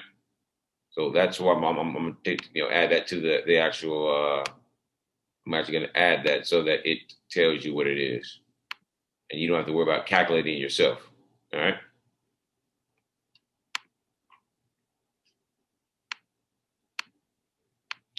People are back on a gold trader saying they didn't have the red zone like I did. Different brokers means you have different zones. Also, sometimes you can have an arrow. Somebody else may not have an arrow. So different, the arrows, the color of the arrow, the candlesticks, as well as the zones are all predicated and based off of price. If you're using a different broker, you're going to have a different price. Every broker is not the same. All right. Therefore, because you have a different price, your chart may look different than my chart.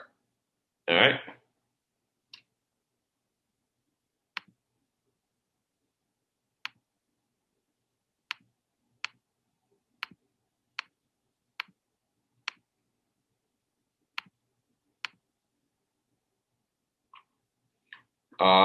Schedule says 1 a.m. What time do you start? So we start right now. As of right now, it's 1 a.m. Eastern is when we start. 12 a.m. Central Standard Time.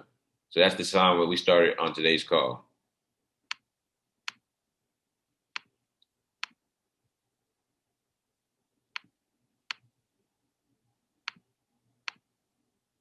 I don't trade gold on a 15-minute chart. As volatile as gold is, I don't like to trade it on the higher time frames because typically the drawdown is even higher.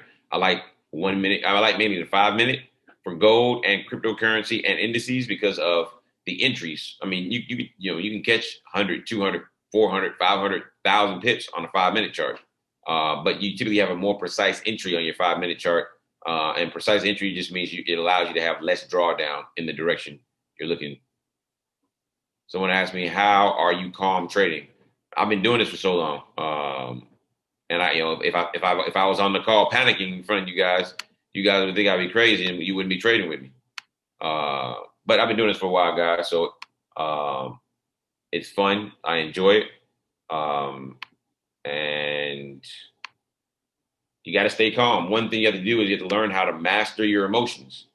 You have to learn how to master 10 pips the wrong way and you start to freak out. You may get out early and cost yourself money like I did last night. I saw negative 30 pips and I was like, yeah, I don't like the way it looks. And I got out and everybody made money. Everybody else stayed in. And hey, should have done the same thing. And BTC is just melting. Look at that. Look at that.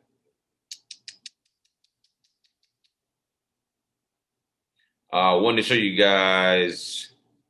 We'll show you. We'll go over that a little later on. Let me answer some more questions. We'll catch up to the questions real quick. How to calculate right lot size for BTC. So that's a fair question. So for example, on all those trades, I had 4 positions. I used a 0.1 lot size, right?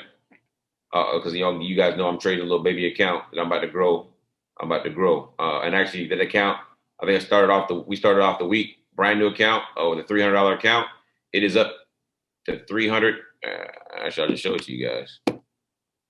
You guys see, I told you guys I'm gonna run this count up and show you guys that you don't need a big account. All right, as long as you're doing, you're good. So we right now are up to $380.77. I think we start off at like 305, so we're up $75 on a $300 account. That's what is that? 25% in 3 days. So just in 1, 2, 3 trading sessions. Only loss on the account was the GCAD trade that I exited out of. Those 2 positions. I came back, made most of it back with the Bitcoin trade yesterday, and then today's trades. We're deep in the profit. So up over 25% in 1 week. It's the power of Forex. There's probably some traders that are up 250%. In the same amount of time. It's all dependent on. I got to take it slow here in the beginning until I get to about the $500 range. Then I can really start to flex my muscles a little bit. And that's more or less just use a bigger lot size. Like a 0.2, 0.25, and really start to compound. And again, you do that as you. But I'm going to continue to compound this account. I'm going to put a MyFX book to it so that anybody that wants to, anybody that wants to have a MyFX book, because I know everybody keeps asking me about it, they have a MyFX book that shows results of AIRO. I only trade AIRO strategies and using AIRO on this account, and so I'll be able to share the MyFX book for you guys, that you guys can show. Hey, this guy, here's Nate's account that he started off at $300, and hopefully we can run this thing up to a nice bag, and they can see the winning percentage. Cool thing about MyFX books is that it gives you all the data, about your trading style. Your winning percentages, your losing percentages, your winning streaks, losing streaks. What pairs that you actually make the most on. It's real pretty cool. It breaks down all the analytics of your trading, which is pretty unique, because that type of information will allow you to do what? It'll allow you to understand and analyze yourself, to understand, hey, you are, well, I don't forex pairs very well. You can see you lose more. So you're like, all right, you know what? Let me just concentrate on my Bitcoin.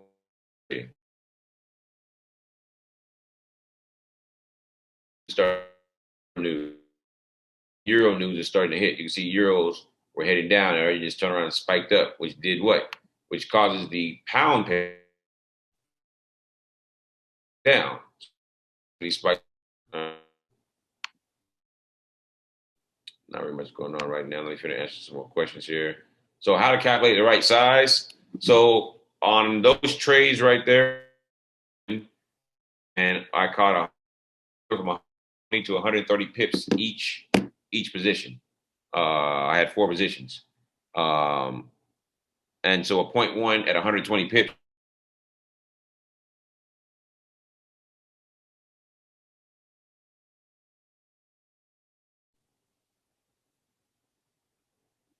A 0.1 is like 10 cents. Again, with the broker I'm using, every broker is different.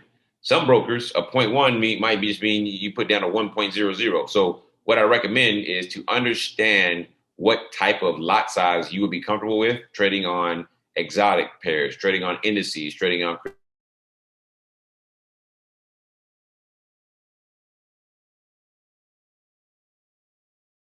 demo, because it's fake. So you can literally just put lot size. You just go ahead and change the lot size and keep putting trades on, so you can truly understand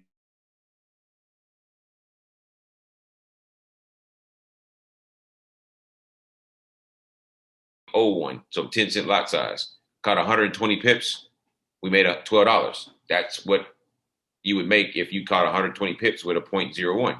So my 0.1 is acting like a 0.01, which tells me what? Tells me that next time I take Bitcoin trade, I'm going to be trading probably with a 0.2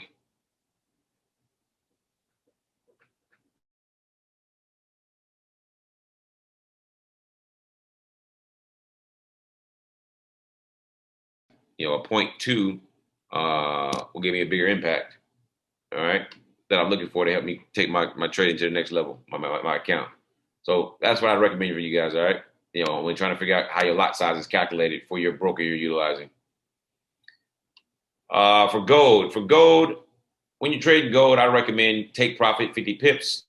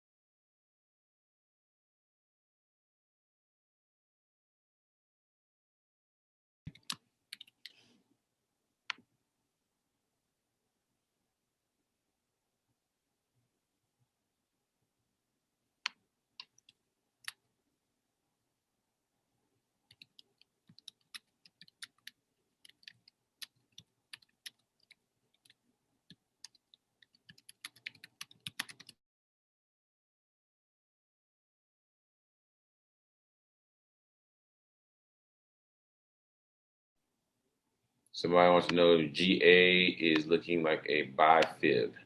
Can we throw a fib on GBP AUD?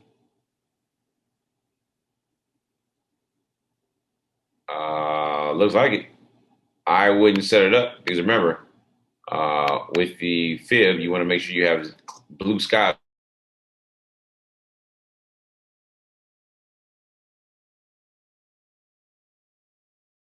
Fib, just because of that. A wedge on ETH. A wedge on Ethereum. Let's go take a look. I gotta catch up on these. Wedge on Ethereum.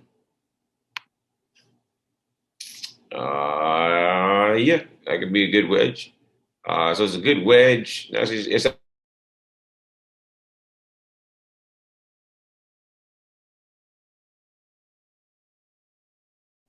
we'll set the wedge up right quick.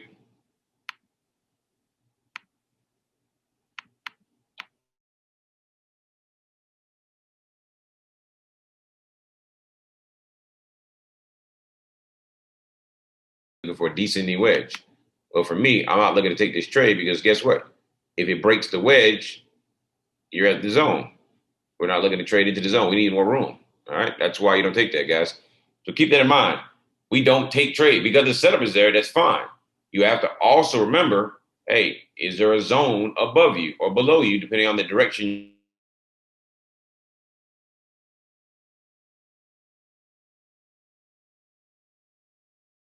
So your eyes are being trained properly. You're starting to see the setups, but also continue to look at what? Make sure that you're not entering into the zone. Someone talked about GU and the W. All right. The W. All right. Was it GU? It was GU.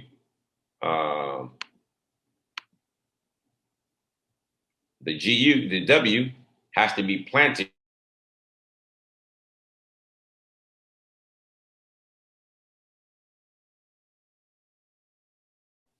on the on the support zone. All right, we're in a up.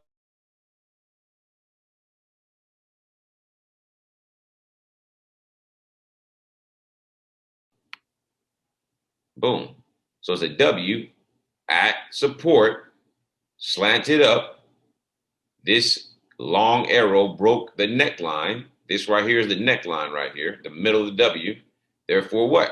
Therefore, you get in right here on this candle before you got the bag entry, and you take the trade up. It ran up 57 pips. That is how you trade M's and W's. All right.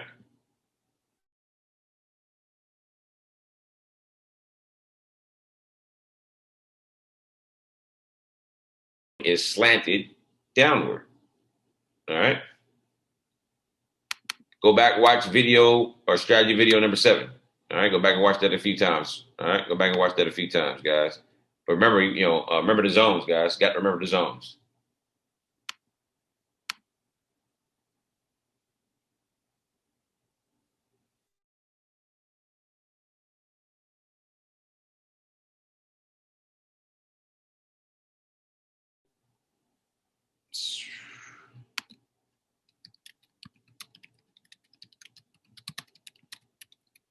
Someone says they can't see bag entries and they want to know how they trade it then. So currently there are 8 strategies that are out for AIRO. All right. Currently there are 8 strategies out for AIRO. All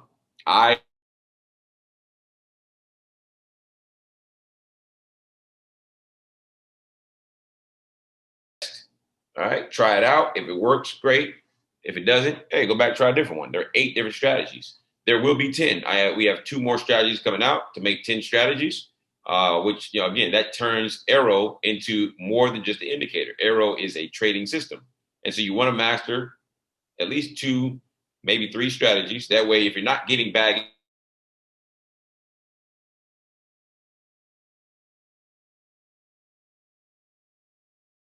changing. It's not going to always give you the look you want.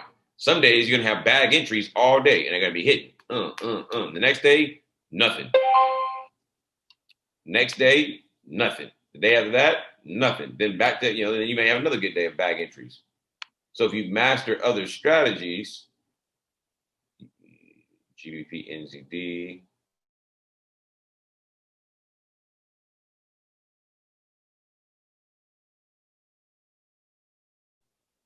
Euro GBP, is that a bag entry? Euro GBP is a bag entry in a downtrend. All right, so I got happy there. I got happy. I was like, hey, we about to get another trade. We're in a downtrend. I'm not taking that trade. I'm not taking it. All right, we're in a downtrend, which means.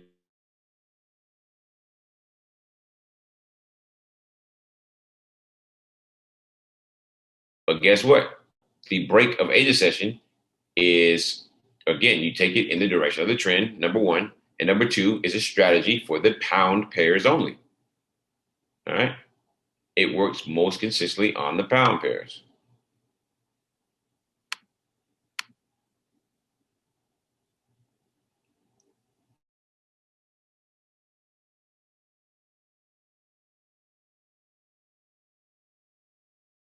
But you can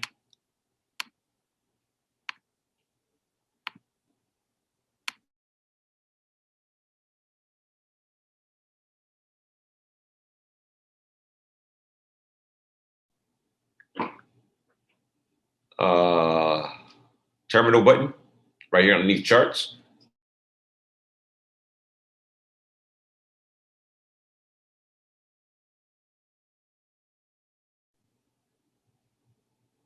I believe. Let me try to find it here. No. Where is it at?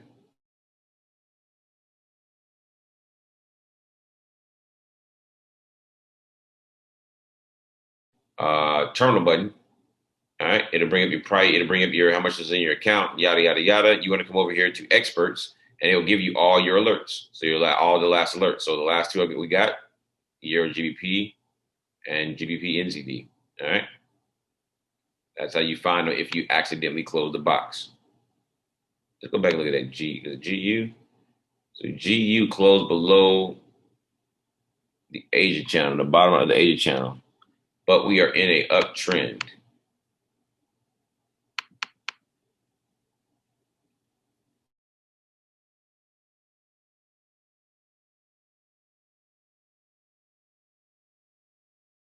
To take this trade, GN's at the zone, GJ, two zones. I'm not going to touch it then from a correlation standpoint.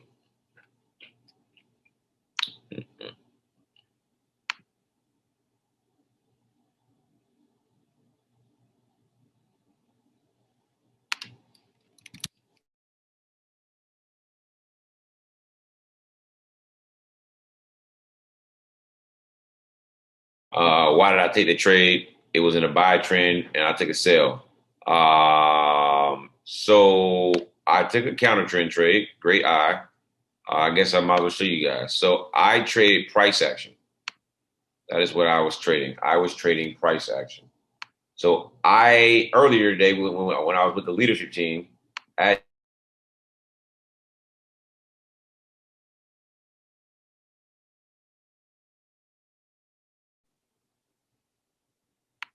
so the Fibonacci tool, boom, boom, boom. All right. As you can see here, oh, I'm sorry, we marked it up like that ain't good. Sit back.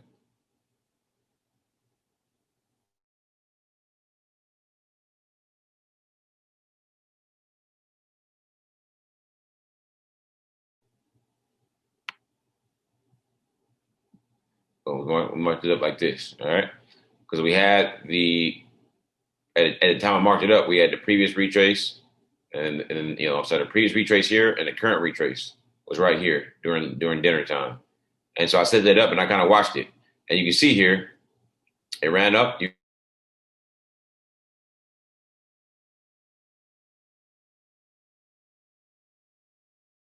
With the hammer, and then the zone popped up.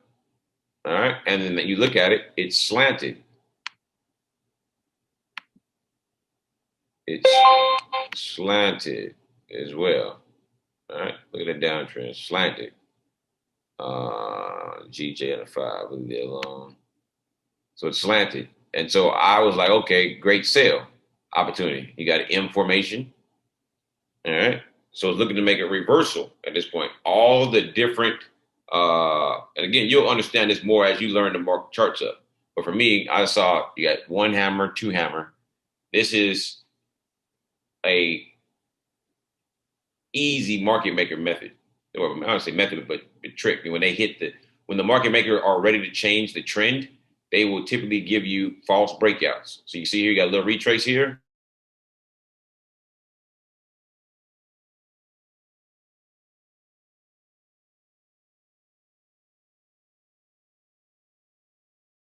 Put the wick up there to go get that money, bring it back down, lock people into the trade, because once you're in this trade, or let's say you got a pending order up here, like a sell stop, or a buy stop or buy limit orders up here. And what the market makers would do is they'll get here, they'll send the price up there to go get those, to activate those orders. So now it puts you into the trade, and then they bring it back down. And when they bring it back down so quick, you're like, oh, well, I got to hold the trade now. And they send it back up, they give you hope, and they bring it back down. They try to send it back up, you're feeling good, they bring it back down. They try to send it back up, you're getting good, and if you see it's getting lower and lower and lower each time, and you feel like it might just break out, and then the bottom falls out. And you either blow your account or you close the trade out, or close the trade out and you give your money away to the markets. So I saw this here. It reversed at not only inside the zone, but at a very strong fib level. All right. So I knew that the reversal was imminent. And so now I looked at what price point would I think price would reverse at. And so when I zoomed out, I felt like price could easily come back down to this level right here, TP1 long term or TP2. And what is that based off of? Well, let's show you real quick. This is based off of looking left. Looking left. So I'm gonna put my lines here at the top of these zones. And if you look at this first zone, you look at it, it stopped there, bounced off there. But if you look left, you can see here how often price touched both of those lines. Look at that. Price hit it, you got both these lines. Look at how many times price just came inside this line, or these two lines, and then went outside the lines. Came back inside, went back out. Came in, went out. Came in, went out. Came inside, these two went out. So this area right here is a nice resistance area. In, out, in, out. All right. In, out, in, almost try to break it out that way. Price came in, out, in, out, in, out. All right. These line areas, that's a good area of support when price is coming down. All right. That is what I was looking at. So I knew long term, just by analyzing the chart this way, that, hey, guess what? I believe we're going for a sell down till this area right here. That's number one. Number two, why I took that trade right here, where we got in that, is because of what? Because of A, B, C, D. All right, A, B, C, D. Can I draw it here? More, do we have the drawing tool? No, we don't have the drawing tool. So point one is right here. Let's do something here. Let me do something real quick.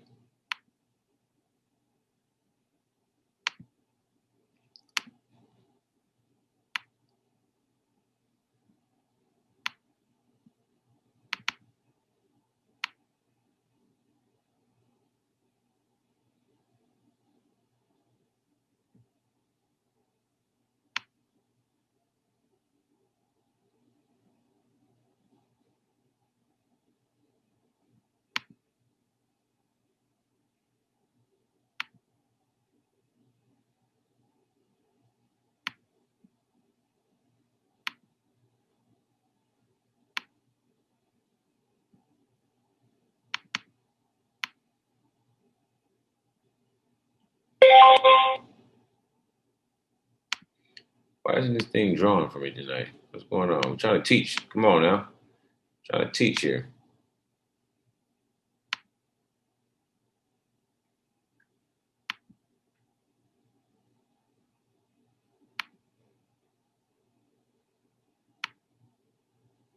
All right, point A is here.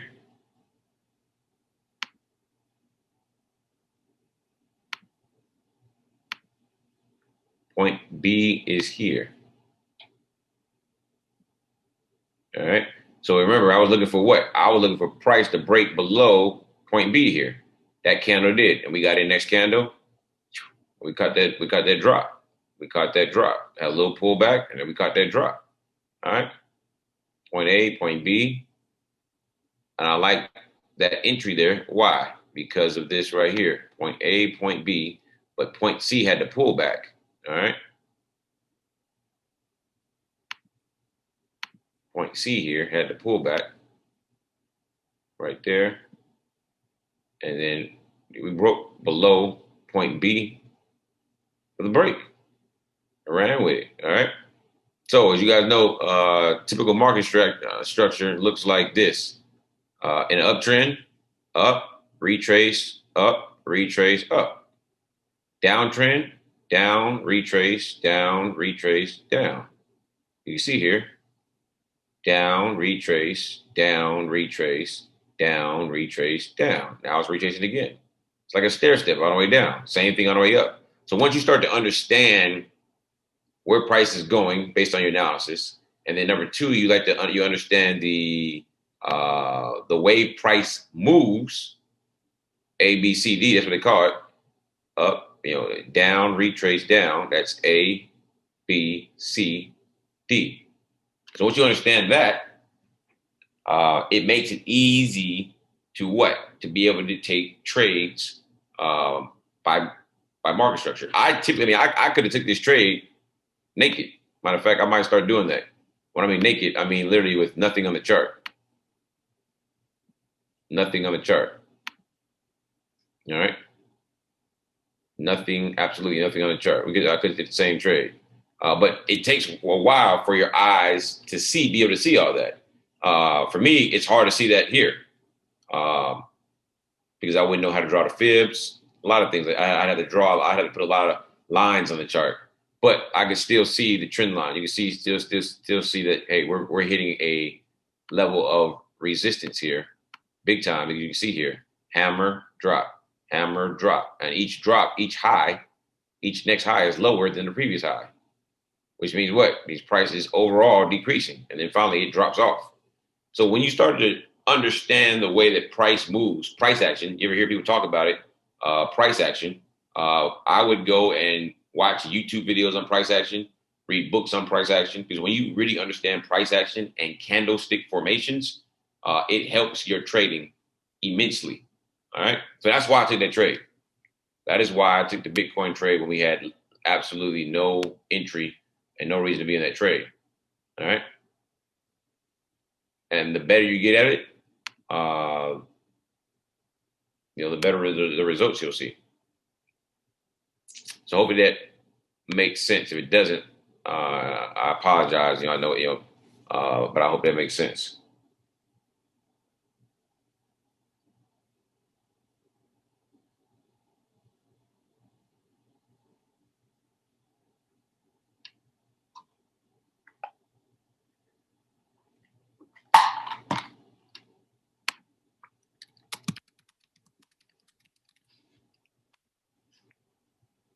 How much did I win from BTC trades?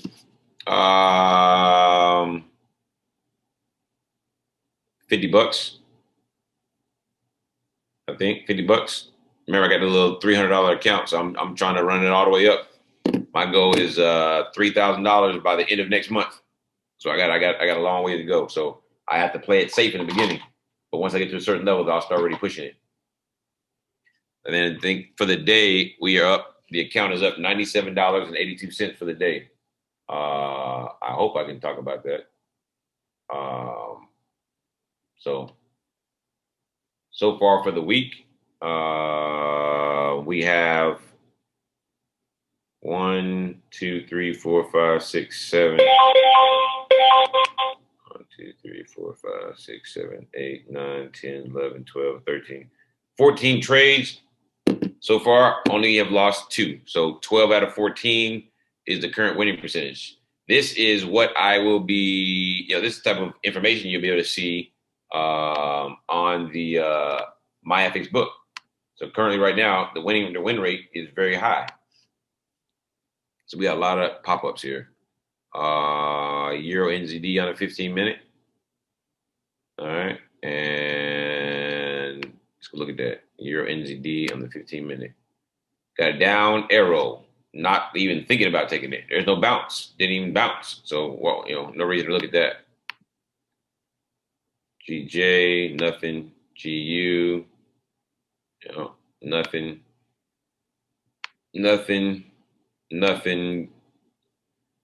At the zone, nothing. Nothing. Actually,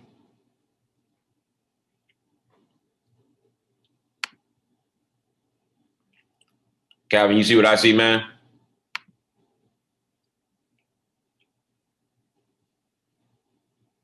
I know somebody see it. I know somebody sees it.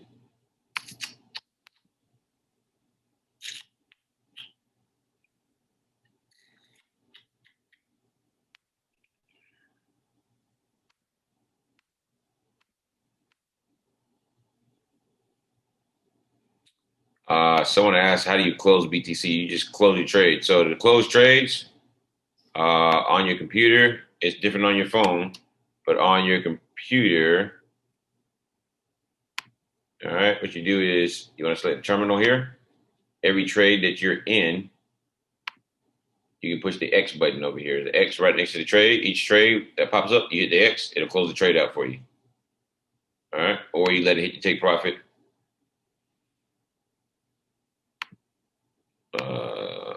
GJ, GU. Somebody said they got a AIRO. No AIRO for me, not on M15. So either you got it on a different time frame, or if you did get it on M15, then of course it's just your broker. My broker didn't give that entry for me.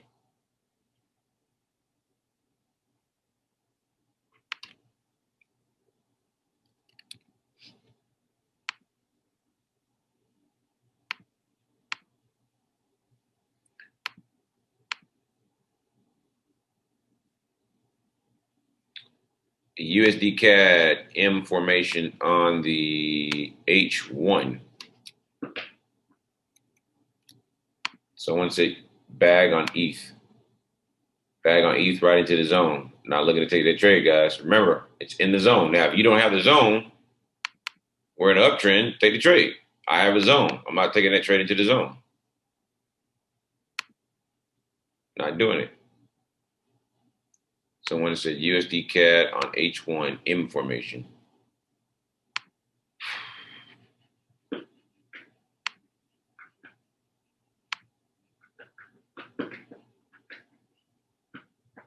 All right. Looks good to me so far. So far, it's slanted. Slanted here. Let's zoom out first. We're in an uptrend. So we're in an uptrend, so that means we're looking for W's, not M's. In an uptrend, you look for W's. In a downtrend, you look for M's. All right. Typically, if the M works out in an uptrend, that means that's where the trend is reversing. But you still wouldn't look to enter this trade until what? Until you break the neckline. All right. Go back, watch strategy video number 7 for the M's and W's, guys. Strategy number 7.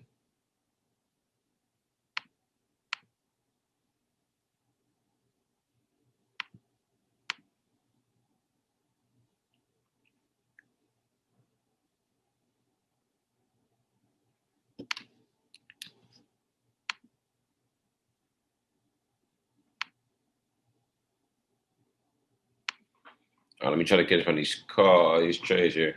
It is 2 o'clock, 2 a.m. my time. We got an hour left. Let's go ahead and take a quick little break, guys. I am going to try to catch up on the chat. Take a break. Go to the bathroom. Fill your solo cups up with more Hennessy. I got water and ice for me. And I'm gonna play some tunes and we're gonna vibe out. I'm gonna try to answer some of these questions for everybody. All right.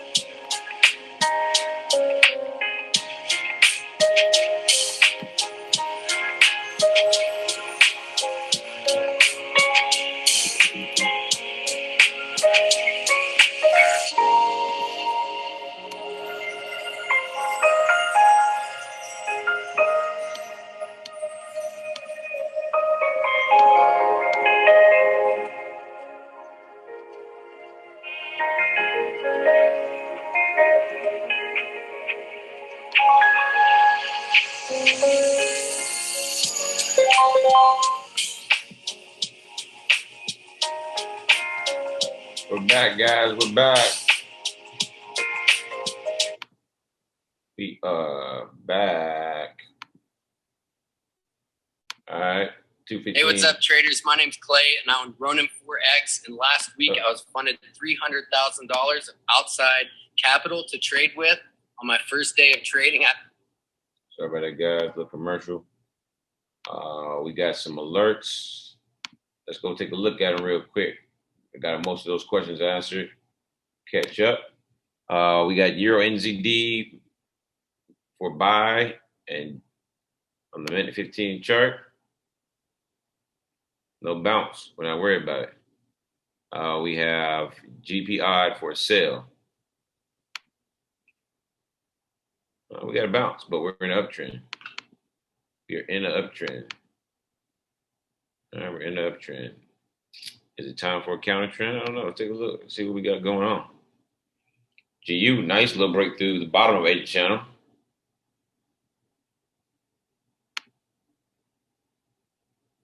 Sitting at a very strong support level right now. Look at that there. Look at that.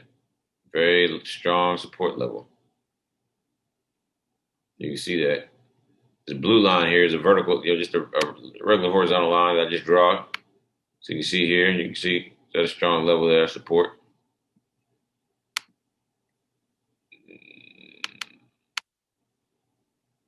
Let me see if we get some correlation. GJ down, but right at the zone. GCAD down. GOD headed potentially down. GN down at the zone. So everything's trending down. Could be a nice little trade, both GCAD and GOD. How many pips we got here?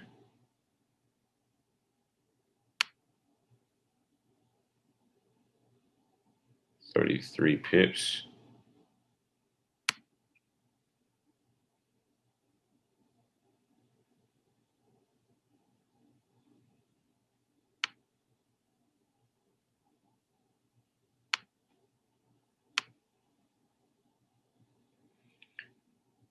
Yeah, Euro news is moving Euro pairs right now. Euro, that's what's sending Euro up. All that Euro news we talked about earlier is sending the Euro up, all the Euro pairs, which is essentially sending all the pound pairs down in a big way. In a big way. So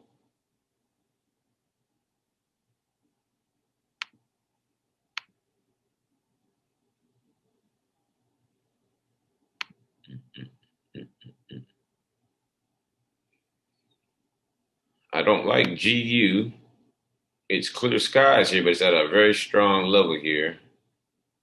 I don't know if it even matters because everything is really trending down with the years going up. But I do like this bag entry. GI, just even though it's against the trend, I kind of like that trade just due to the fact that, again, correlation. All the Euro news is sending the Euro pairs up, up, up, up, which is sending the pounds. The further these go up, man, look at that. That bad boy is moving. There's GI. We missed that move. I know I should take that trade. Dang. It's already up 8, 9 pips. So yeah, we're not gonna mess with that. Let's go look at gold. What's gold doing right now? Gold just ranging, playing around. Bitcoin trying to head back down. Ethereum heading back down.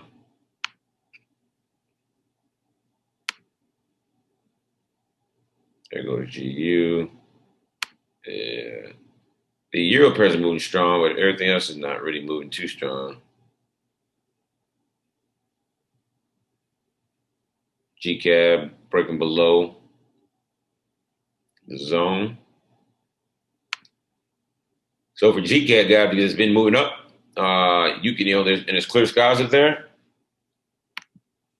You could draw a fib level here.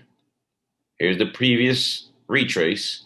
We're in current retrace right now, all right? So we're gonna draw from the bottom of the previous retrace, start with the 100, at the 100 level, and then you wanna put your 0 line at the top wick of the price, the highest price before the retrace.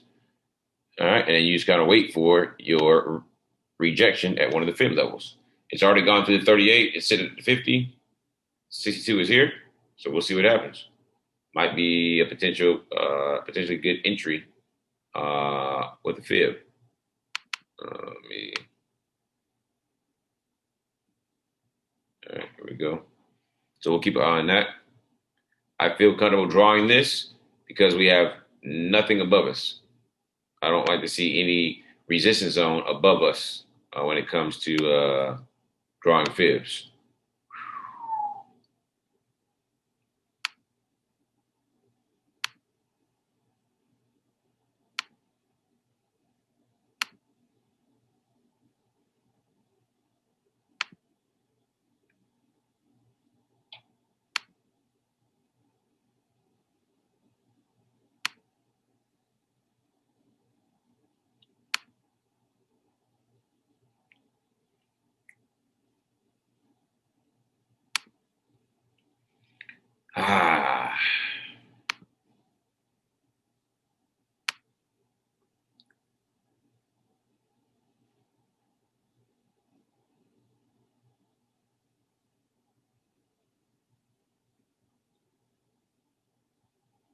Easy 20 pips there.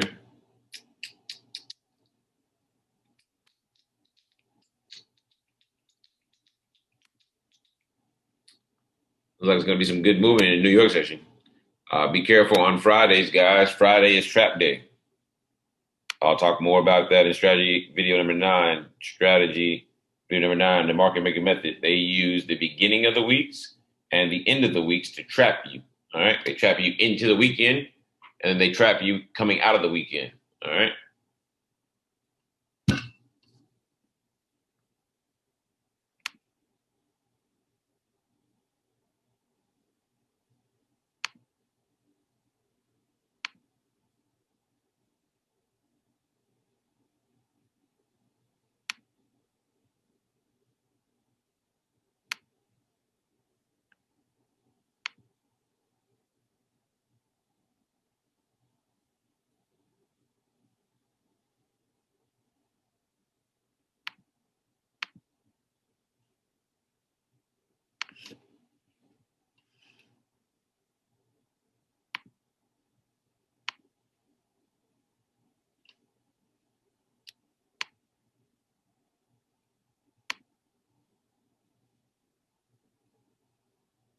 So we got any questions here in the Q&A? So somebody, yes, we have somebody who wants to go over the fib strategy with US 30 and then also look at SPX 500 on H1.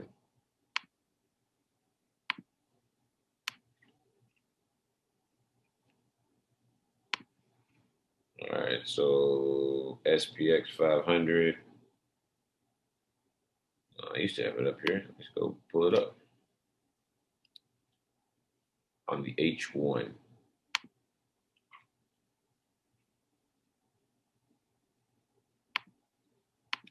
We got one zone. So we're looking for a sell.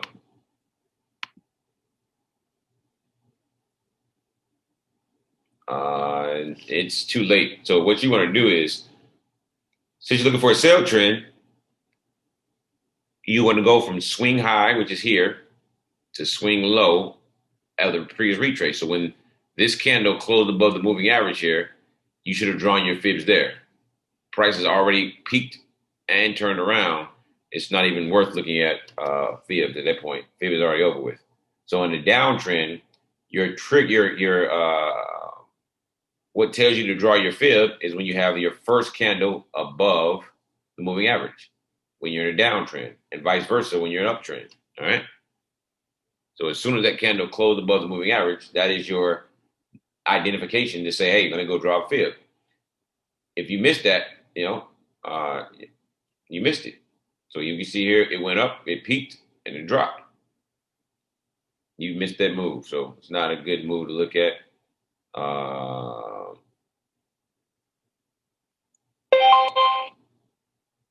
GI on the 5 minutes.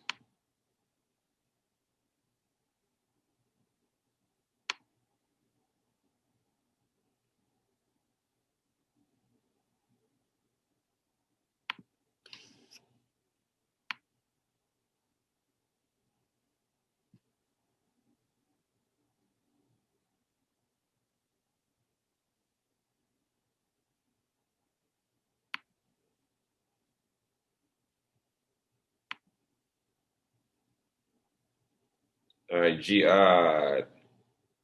2 consecutive arrows. It's a counter trend move, though.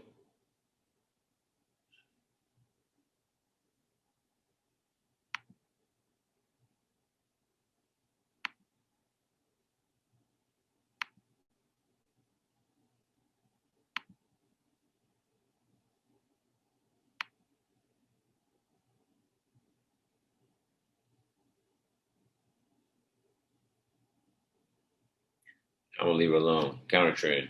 The counter trend strategy should be done during New York session. So right now, I don't see it. I don't like the move. Like we took counter trend with Bitcoin, but I like that move based on the setup. I'm not liking the setup that I see here.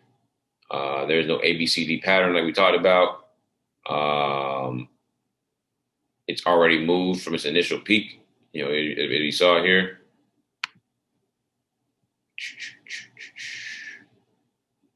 I just don't like it.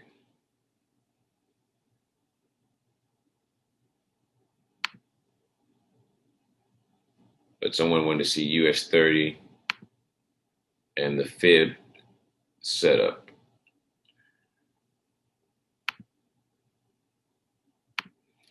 Let me go add US 30. I don't typically trade US 30. I like to trade S&P 500.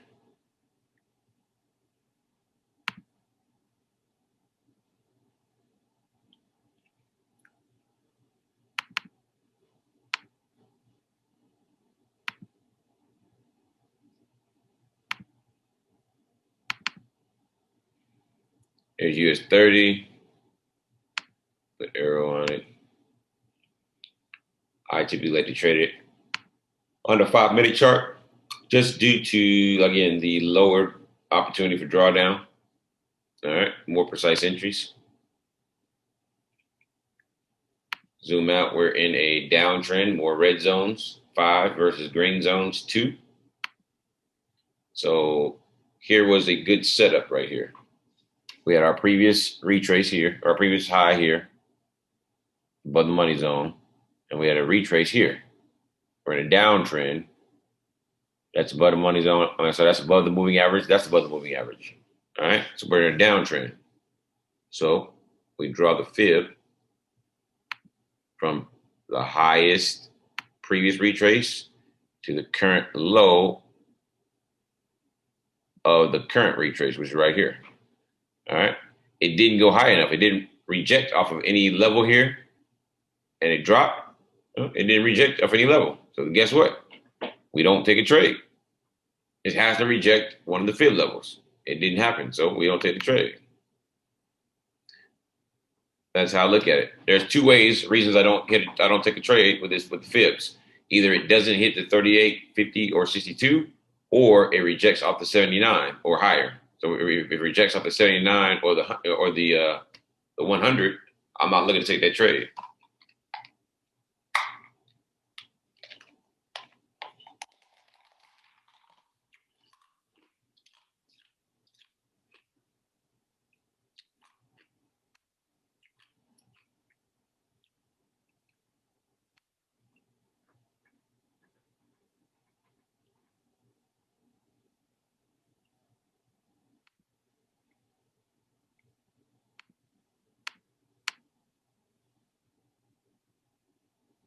ETH descending wedge plus AIRO. Let's go look at ETH. Somebody I think I saw asked what ETH is. ETH is Ethereum. It is a cryptocurrency. It's actually it was the second cryptocurrency after Bitcoin. Ethereum.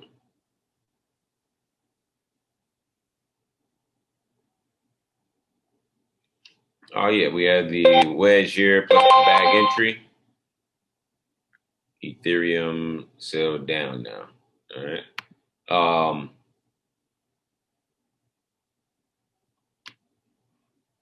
So, and again, this is something you have to learn. You have to learn for yourself the hard way.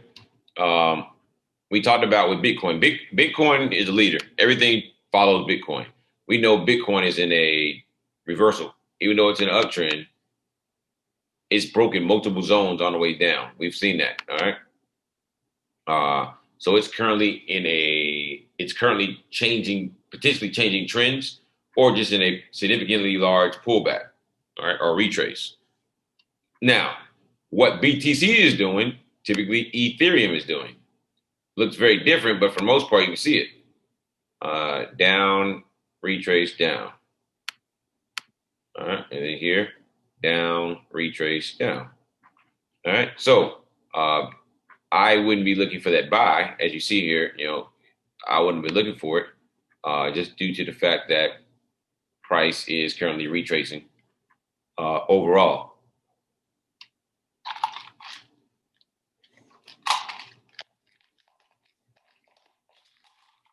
Like Calvin stated earlier, there are a lot of people that are talking about buying Dogecoin and all kind of other coins. And to do so, they typically do what? They typically take their money out of BTC, convert it to something else whenever they're buying. So if they're buying Dogecoin, they're taking Bitcoin to buy Dogecoin. They're taking Bitcoin to buy some other coin. So, you see that happening with the current price right now. So,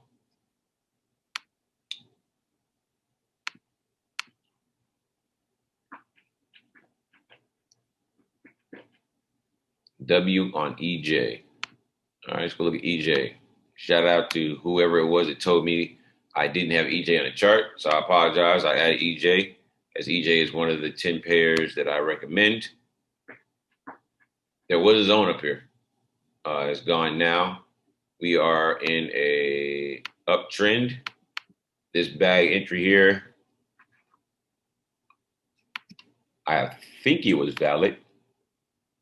Or no, it wasn't, because the zone came down this low. So this bag entry was not valid due to the fact the zone came here. What I see here is a W formation, actually. As you can see here, at this resistance zone or support zone, and it is leaning upward. All right. That right there is a good, a good entry for this one broke the neckline. So actually, I'm going to enter in this trade here for a buy. I'm going to go for 10 pips, 10 to 20 pips, for the W formation. It's in the uptrend.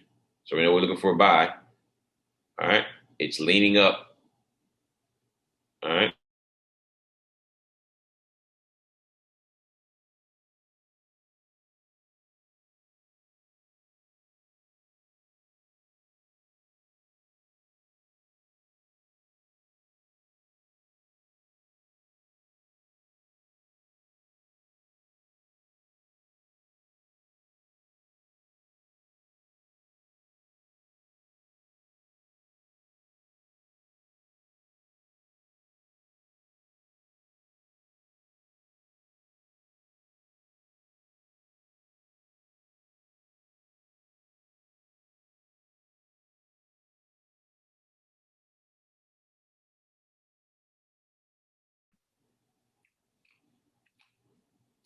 Sorry about that, guys.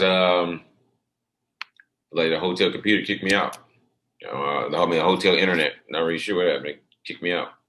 I'm back. I am back. Chat. EJ, I'm looking for about 10 to 20 pips. 10 to 20. We'll see how it moves. I feel good about a potential 20 just due to the fact of the strength of all the EU news coming out that's been pushing price up. All right. Down about 2 pips right now. So I'll probably like to take about 10 to 20 pips.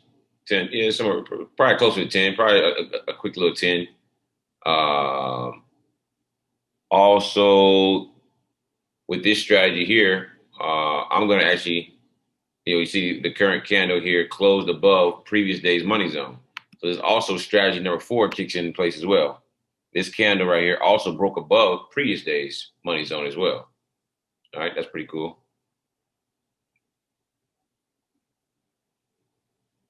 That's pretty cool there.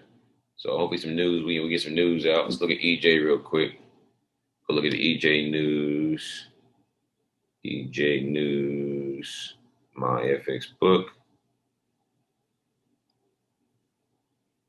All right, I'm gonna enter another position for both strategies. Boom, boom, boom, boom, boom, boom. And I'm breaking rules. We got 19 minutes until news. So we got orange folder news. We got unemployment rate news for Euro. So yeah, depending on his moves, I'm probably looking to get out in profit here pretty soon if we can break even.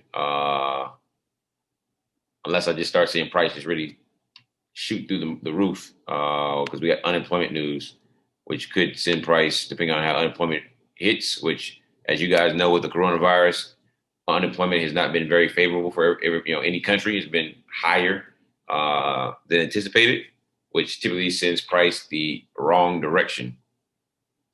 All right. Should have thought about that before. Because I know we had all that Euro news. So we'll sit here and look at it for a minute. If it gets into profit, may look to close out just to ensure we stay on the right side and don't get burnt. And again, this is one of them trades where, again, you can make your own discretion if you want to play that game. I've been burned more than enough times that I know better. It's okay to get out and then miss the move than to not get out and then get blown away. So for anyone that want to see how to close trades, I will close trades here in a second.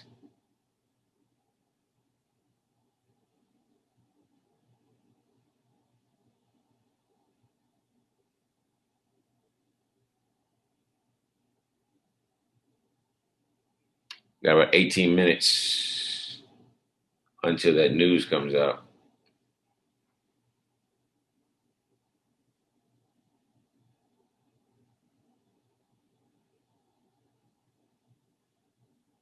Mm-mm. Mm-mm. Mm-mm. Mm-mm.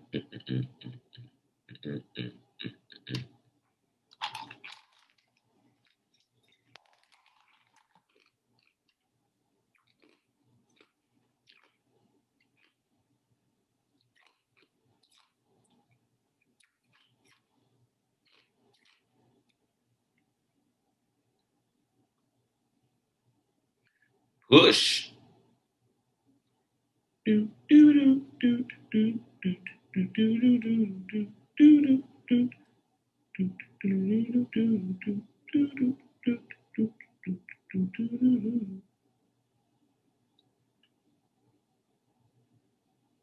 Currently up about 4 pips right now.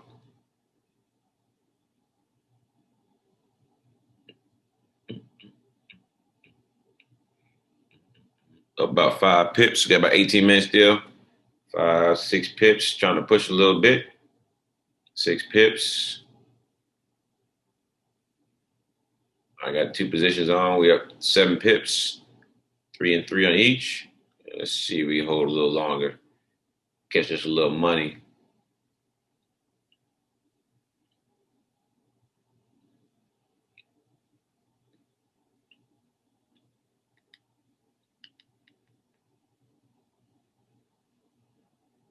And again, the reason I'm looking to get out here in probably the next 2-3 minutes is just due to the fact of what type of news is coming out. Anytime you have any news that is geared around unemployment rate, FOMC, or any president of any country is speaking, those are times to get out of the market and just sit and see what happens. Because you could be in a trade, everything could be planning out just fine, and then boom, everything turns around and in a hurry. I'm closing trades out now. I'm gonna take that right there. And the reason why is because things can turn around in a hurry, and I mean a hurry. So we'll see. Price is either going to shoot up or shoot down. This is you have 2 unemployment rate numbers coming out. One is unemployment rate, one is unemployment change, and one's a orange folder, one's a red folder. Those who are still holding, you rising. We got out of profit, so I'm not mad. I got 6 pips. We'll just sit on the sideline right now because of news. I should have entered in the first place. Forgot about news. I got to throw that in the chat. The news. Those who holding, you got a nice little entry. Everyone that's holding should be up somewhere around about 6 pips, 6, 7 pips right now. We got about, let's see here,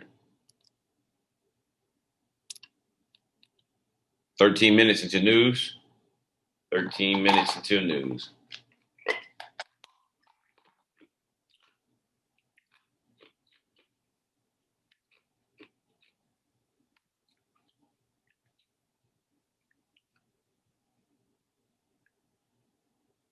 G pair is moving up, huh?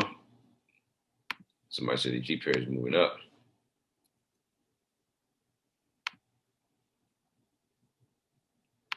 GJ, yep, bouncing to the upside. GCAT, all right. GN, everything reversed. And we got that GI, we'd be mad right about now. What you got in here? Look at that. Been mad.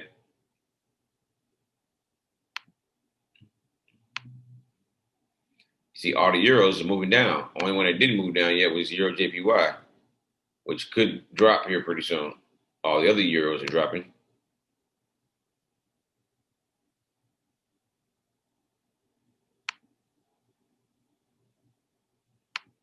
BTC got the W formation.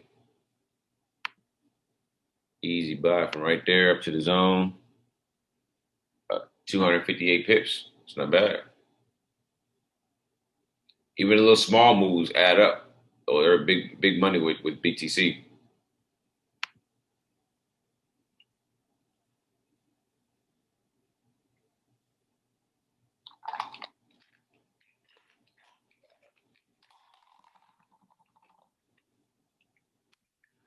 Let's go answer some questions, Q&A.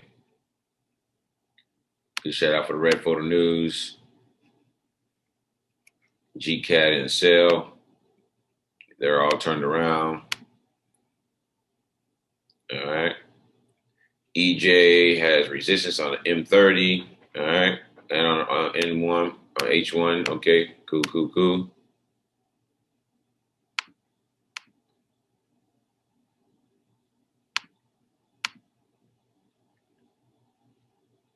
All right, yeah, if your broker has a red zone for whatever trade we just took, the EJ trade, hey, don't take it.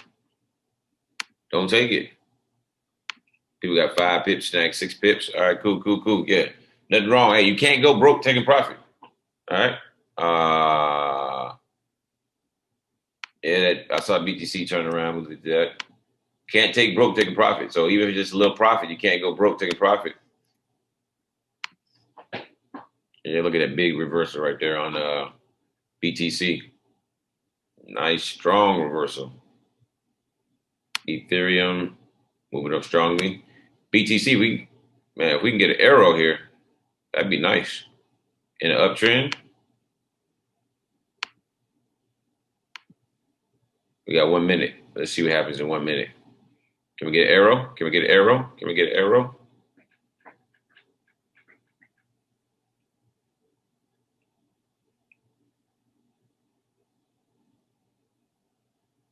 Woo! It's moving. Come on. I think we're gonna get an AIRO. Come on. Give us an AIRO so we can get in this trade. Go catch these pips. W formation. Break above the zone. Strong bull candles. We already know we're in an uptrend. We get an AIRO, that's a money trade. Oh, man, we got one on E. We didn't get one on. Man, I'm still in this trade. I'm getting in, guys. I'm getting in Bitcoin again. Get in on the buy. And it's skipping up. It's moving. Look at it. Go. Let's go, Bitcoin. Bitcoin.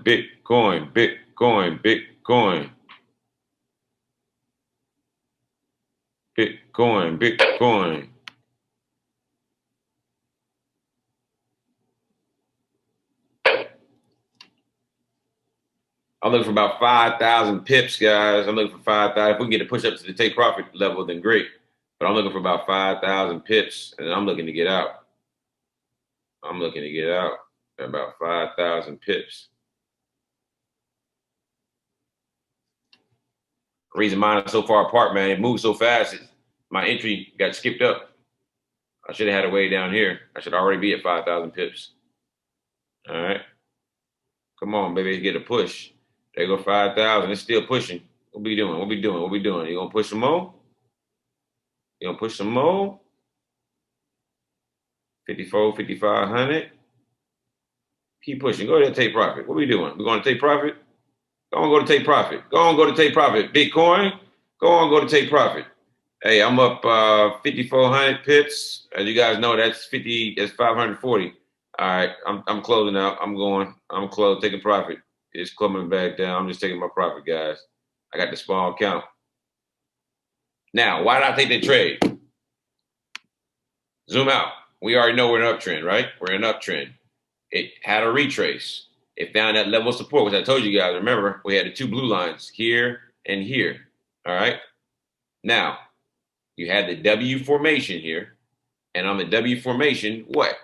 It's planted in the support zone. Like I teach in strategy number 7. You got the W leaning up, and you had 2 strong bull candles here. So I feel comfortable. I thought we would have got an arrow here. We didn't. I still feel comfortable getting into the trade because of this setup.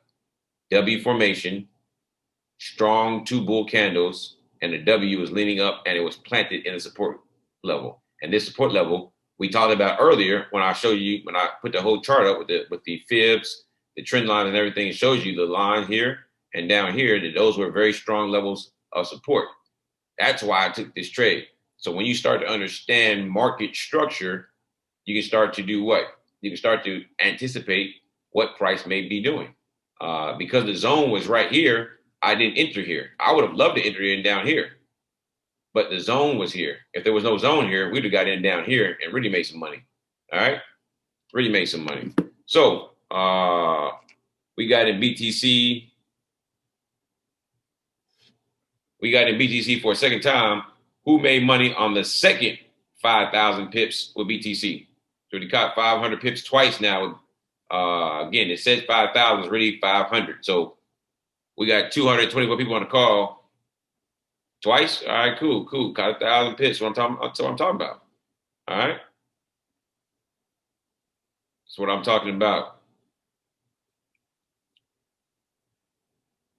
FTMO, different brokers. So different brokers are going to have different spreads, different price points. You got to be attention. You got to pay attention to that. And when you pay attention to that, you got to do what?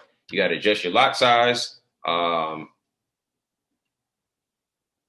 go from there. All right. I mean, some brokers you may not want to trade certain asset classes on. All right. All right, everybody getting off. Hey, I appreciate you guys jumping on. Great job tonight, guys, on catching those trades with us. BTC still shooting up. Who said that? Nathan, LeBron James. It smashed my TP and it's still going. What you say, Calvin? They turned to LeBron James tonight, man. You said what? Nah, bro. I'm pouring out these last minute. It's the GOAT, MJ, man. It's the GOAT. Yeah, you had a nice little night tonight. Every trade, you went crypto on us. Hey, man, I told you I was gonna bring it back. I was gonna bring it out. I've been studying crypto ever since we took that ETH trade last week. So I've been studying it and looking at it. I want to bring you guys some more value. And then when we get an expert trader on here, we'll be making a lot more. Hey, man, what's up with crypto right now, man? What's going on? See, it's just like, dang.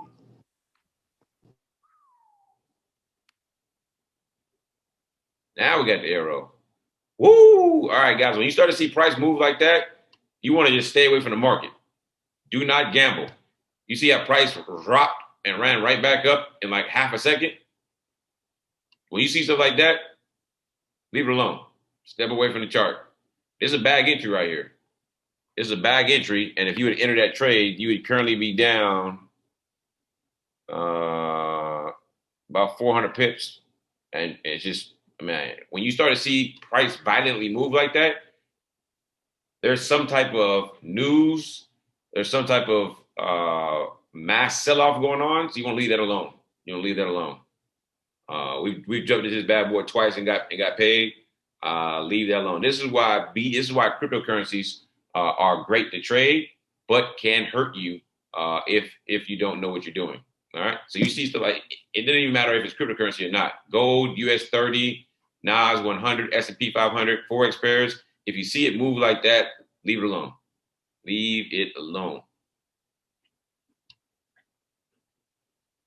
Leave it alone.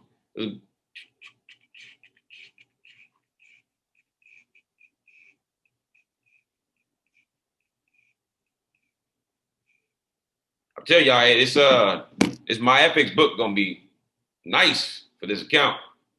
Real nice. Already up over 40% on the account since we started on Monday.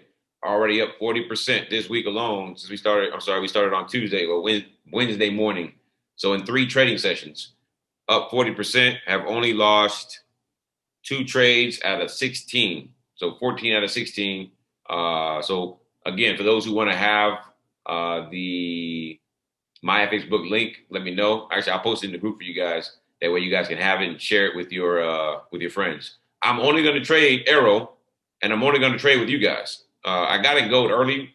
So every now and then I got the BTC trade last night. Every now and then I might take some trades without you guys, but for the most part, I'm only going to take trades with you guys and on the and with AIRO, so that you guys can see and be able to share the results. The link with the MyFX book link with the results for people. That way, anybody asking about results, you can share the link. Say, hey, here's what people are doing. Here's what Nate's doing on London session. And they can see what we're trading. They can see we're trading gold, we're trading Bitcoin, we're trading Forex pairs. Let's go look at them. Speaking of that Forex pairs, let's go look at EJ. EJ went up a little more and came back down. It's not really doing much of nothing. Yeah, so it's good to get out then. It may still push, but with all that EJ, with all that Euro news coming out, it's safe to be out. Even if news doesn't do anything, don't feel bad about it, because the time that you feel like, oh, let me stay in it because last 2 times news didn't do nothing, you're gonna find out that the one time you decide to stay in, news finally does something, and you're sitting there with a blown account and wondering what happened.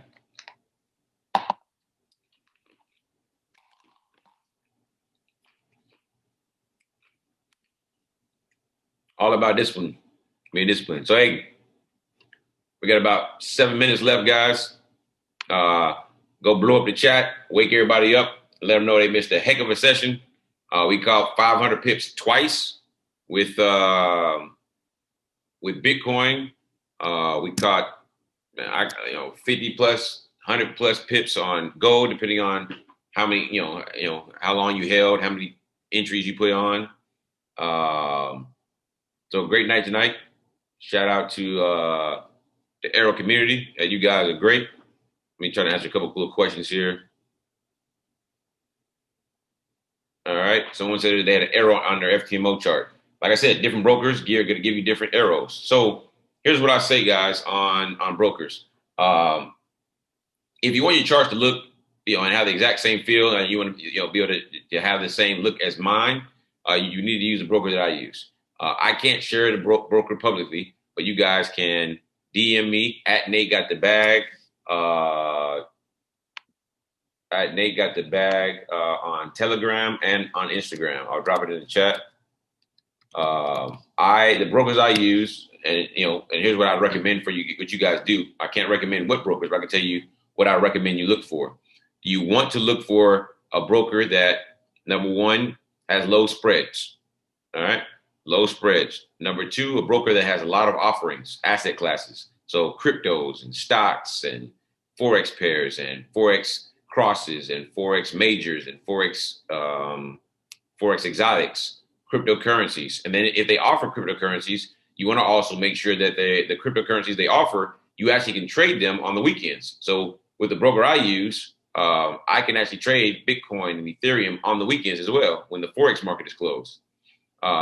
You also want a broker that has, that's not looking to take all your money. So one of the brokers I use, they actually do not take extra fees out when I deposit and withdraw Bitcoin.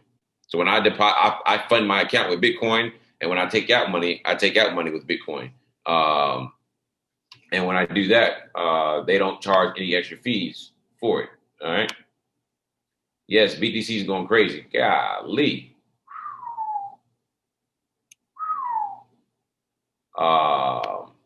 Man, BTC is going crazy, man. Lastly, you want to make sure you have a broker that is an A book broker and not a B book broker.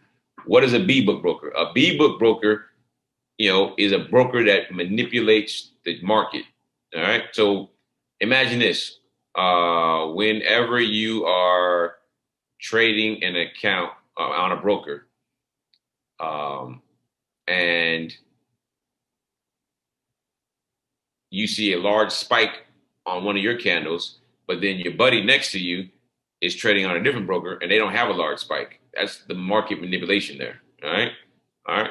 The brokers I have, whenever I make a trade, as you guys have been watching me make these trades, they go straight to the liquidity provider, which is the banks, where all the money is traded.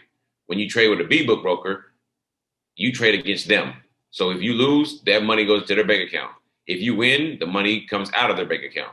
With the liquidity provider, it goes into the banking system because you're actually trading against all the other traders on A books and all of the banks that trade on the actual Forex market. Just to kind of give you guys an analogy of what it looks like.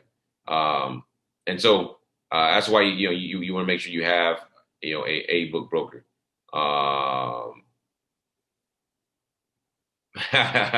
Yeah, Bruce, man. Hey, Bruce, don't be sick. We closed out, man. Can't go broke getting profits, man. Cannot go broke taking profit. Can't go broke taking profit. All right, I'm gonna put that on the t-shirt.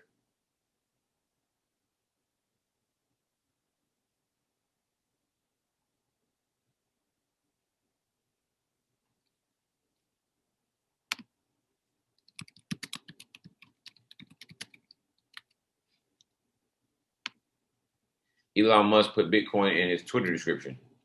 I could do it right there. I could do it. I could do it. Elon Musk, first man to be worth over 200 billion, is a big influencer right now. Times for next week. I don't know, Calvin. What you think? You think we should go one hour later, or you think we should just keep the times where they're at? We could go 1 hour later. I feel like it'll be efficient because the market really starts shaking too as well. Especially if we're gonna start trading crypto. We could start going 1 hour later. Cool. So I'll drop it in the group.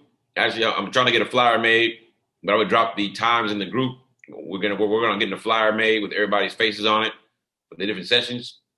That way, everybody knows what session and who was on the call. So we will get that set up to you guys, and it'll have all the new times. So we're gonna move London session instead of at 1 a.m. Or 12 a.m. Central. We're gonna start at 1 a.m. Central Standard Time or 2 a.m. Eastern. So 1 hour before London session. Again, the money zone stays the same, but we're gonna just start an hour later because the market has been dead for that first hour. We want to make sure that we're spending more time when the market is moving, giving you guys a better opportunity to catch more pips. If you guys have noticed, we typically catch more pips the end of the week than we do at the beginning. So, we start an hour later, we may have an opportunity to start catching pips every night. All right. So we'll start 1 hour later. We'll put that into the group. Other than that, guys, it's 3 a.m. Central Standard Time. It's been great tonight. I want to say it's probably been our best night from a standpoint of catching pips. Shout out to Calvin for being on the call with us. Shout out to corporate team jumping on the call with us. Hope we did caught some pips with us. Shout out to the community for being on the call. You guys are the best. If you're going to continue to trade tonight, make sure to trade responsibly. And I'll see you guys in the Funding Papers.